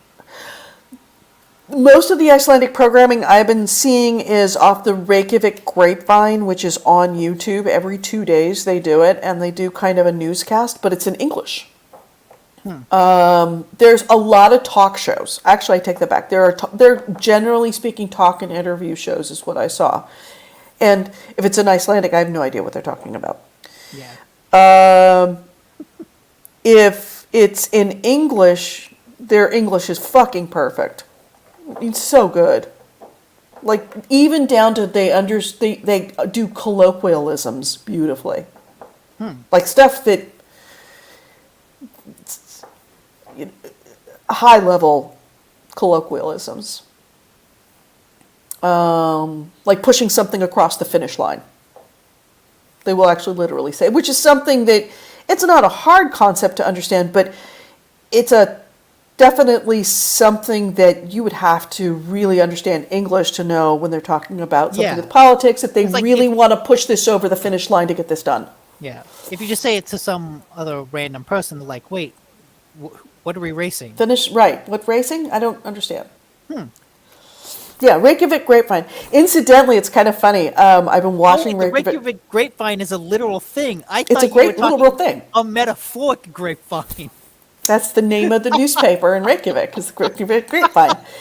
So here's what's great. I surely should pull this up.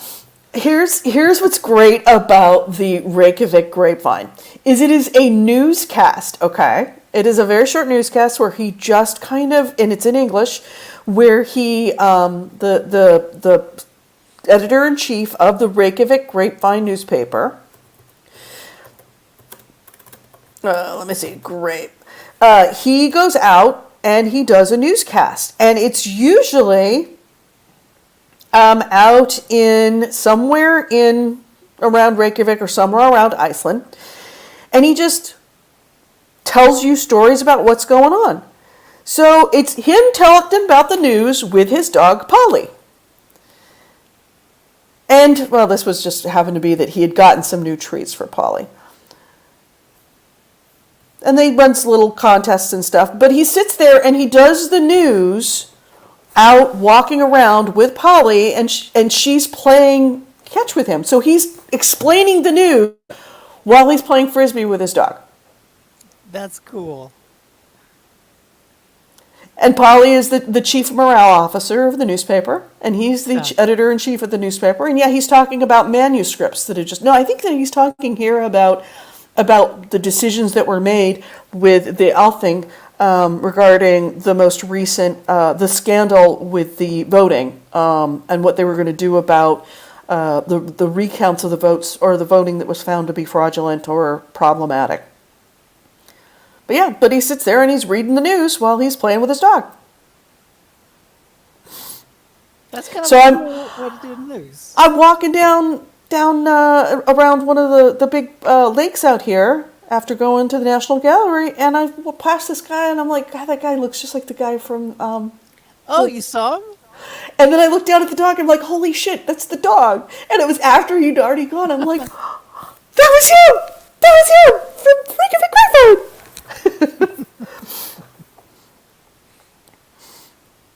Yep. So it's how big is Reykjavik, like population wise? There are about 360,000 people in Iceland. 250,000 of them, 260,000 of them live in Reykjavik. And then the whole rest of the country is the rest of them. It is almost the entire population. A good 2/3 of the population live in Reykjavik. Okay, so you said like 200,000? Yeah. Because I'm like... 250,000 people in the Reykjavik and greater Reykjavik area. So we're talking about not only the city center like where I am, but also the suburbs, different neighborhoods within there. I had to look at, for reference, San Francisco has about 875,000. So Reykjavik is about, not a quarter, like a third of San Francisco. My county has 1.16 million people, Contra Costa County. This is 350,000 people for the whole country. My city has a third, is 115,000. My city of Richmond is 1/3 the size of the whole country of Iceland. I mean, that's why the Parliament building's so small. Yeah, there's only 60 people. There are only 60 ministers. Or is it 36? 63? I think it's 36. I think it's 30. I can't remember. Maybe. It's not that many people.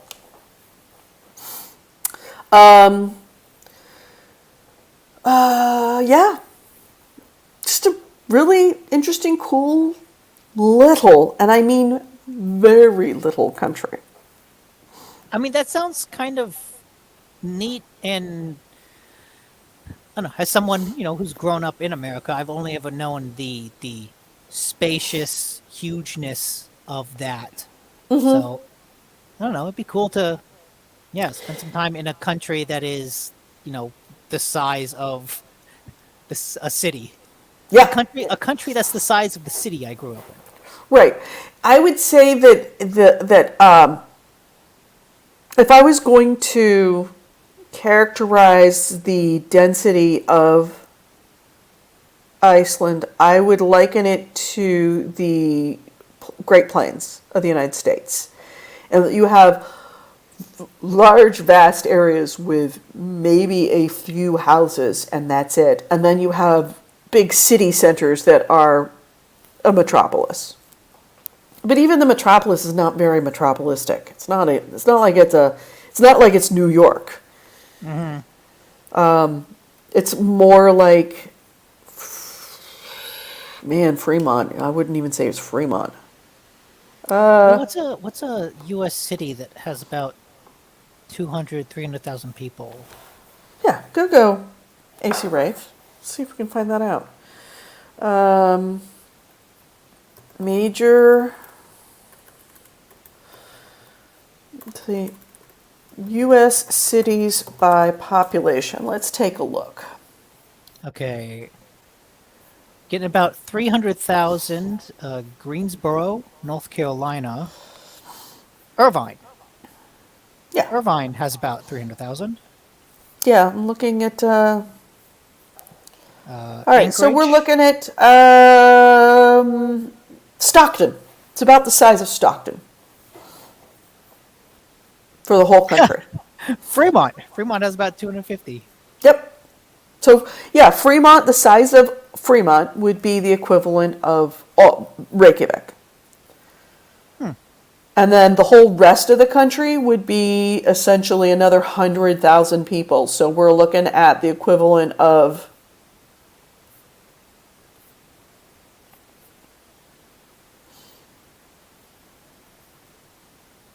Jeez, God, I can't even keep find... scrolling. Yeah, Temecula, California.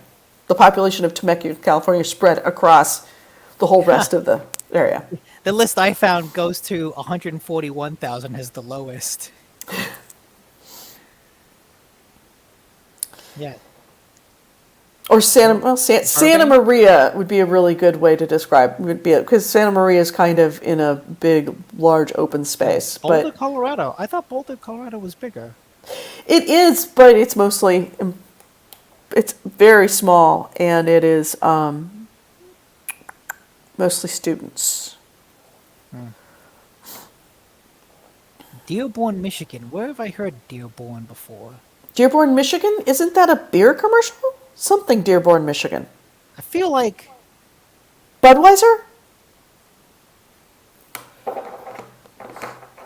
Is Budweiser Dearborn, Michigan?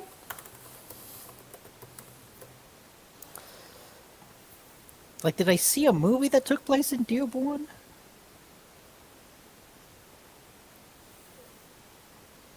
There's got to be some kind of industry. Well, Ford was in Dearborn, Michigan. Okay, I don't know why, but for some reason that just jumped out at me as like, wait, I've seen that recently. I don't know. But yeah, I liked it. People are pretty reserved. I mean, this is what happens when human beings aren't stuffed into gigantic cities, when they have to live on the resources that they have rather than getting the resources from elsewhere. Because also remember, Iceland was not an independent country until 1944. So they didn't have, even though they had their own very unique identity, they were owned by the Danish crown until 1944, where they were given full independence. Dearborn is the home of Ash from Evil Dead. It's probably mentioned in the Boomstick speech. That's probably what it is. Yep. So it's a fairly new, and you go around here and it's like the old part of Reykjavik is all new, because anything that was old is gone. It was all wood and it's gone. Like, So, in the same way that the old parts of the U.S. To Europe Oh, that's practically That's modern nothing. day. Right. 1600s, that's nothing. The old part of Iceland is to us like, oh Yeah. yeah, that's modern day. Yeah, like the Althing, Interesting. their parliament building was built in 1918. Sorry, 1818. 1818. Oh, it's built in 1818. It's like, but you know they've also been here since the 900s. It's just it was in, wooden huts. So all that is gone. They didn't have a great industrial revolution the way that, building with stone and brick. They might have some stone huts out in the countryside, but it wasn't like, like in London where they were building with stone because they had very, very, very, very rich people who could afford to build with stone for their homes.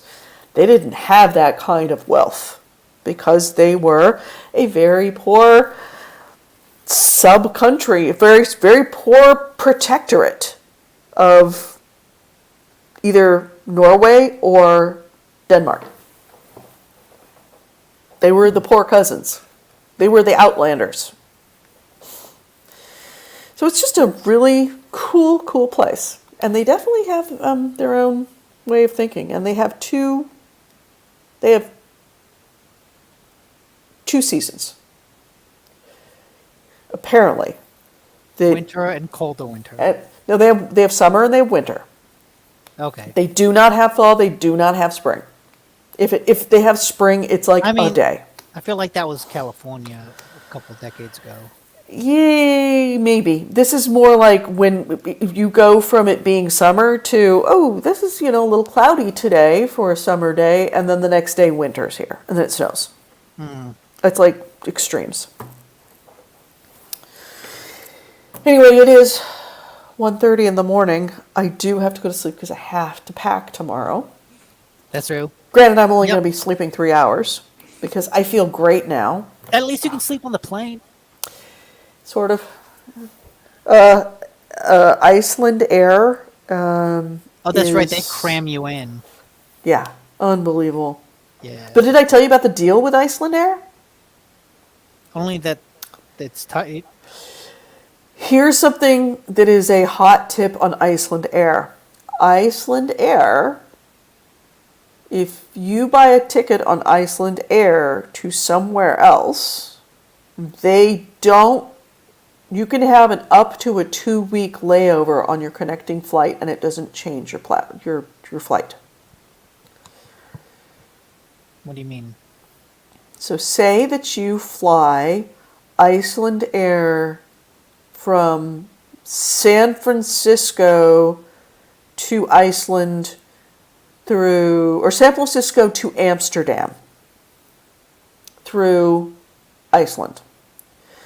And your San Francisco to Amsterdam flight is $1,000. You connect in Reykjavik. You can stay up to 2 weeks in Reykjavik on your layover and then get back on the plane and go to Amsterdam. And it doesn't make it 2 separate trips. It keeps it that same trip. Really? Most airlines have a limit of how long your layover can be. That's why it's like, your layover is just how long it is. And some people it's like, well, can I stay overnight? Like, I'm connecting through Chicago. Can I stay overnight because I have friends in Chicago? I would love to have dinner with them. It's like, no, you can't. You have to take the next flight out. Yeah. Or it's a maximum of XYZ many hours that it can be, that your layover can be. Otherwise, it becomes 2 separate trips. With Iceland Air, your layover can be up to 2 weeks. That's pretty cool. Yeah. That's Iceland Air's big selling point. It essentially gets people to come visit. Like I saw people on my flight coming here that were going to London. And they were going to London on Iceland Air. Even though they could fly San Francisco to London nonstop, they were Seattle to London. They could fly Seattle to London nonstop on some other airline. But they chose to go Seattle to London on Iceland Air because they could come to Reykjavik, stay for a week, and then get back on the plane and then go to London. And it would be the same price as the Reykjavik or Seattle to London. They wouldn't get extra charged for that Okay, 2 week layover. I feel like that's pretty ingenious. Iceland Air's big selling point.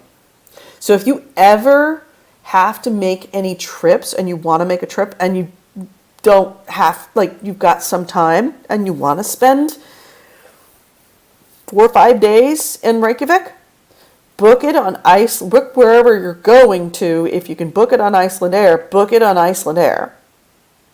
And then just do a 2-week layover, or to a layover as long as you like. Spend a couple of days in Reykjavik, grab some good food, maybe get some fish and eat some horse meat, and then continue on to London or Amsterdam or Sweden or wherever else you're going. Italy.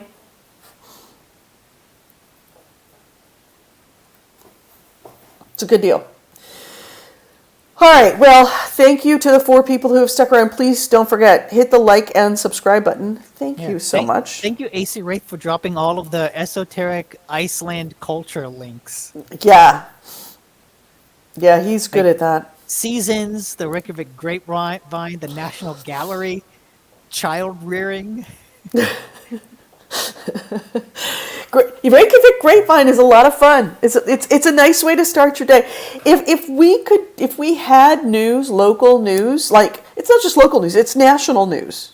It's national news. I mean, they do have a newscast, but Reykjavik Grapevine is covering national news because they are the paper of Reykjavik, which is the national capital. It's the equivalent of the Washington Post. If they did their daily YouTube recap on news, the top headlines, while the editor-in-chief was out walking his dog, throwing a frisbee to his dog, I think more people would be interested in following the news. Don't you think? And Polly's a great dog. She's wonderful. I mean, yeah, she's the moral... She's the chief morale officer. Yeah, I would hope. Of the newspaper. So. That's what he called her. She's chief morale officer of the newspaper. All right. I'm going to go. We get some sleep. Going to do some packing. So Everyone, thank you for sticking with us. We'll be back next week. I will be back in the United States. Thanks for being here, part of my journey. Thank you for keeping me from feeling totally homesick, because I would have felt totally homesick without you guys. So take care, everyone. Bye-bye.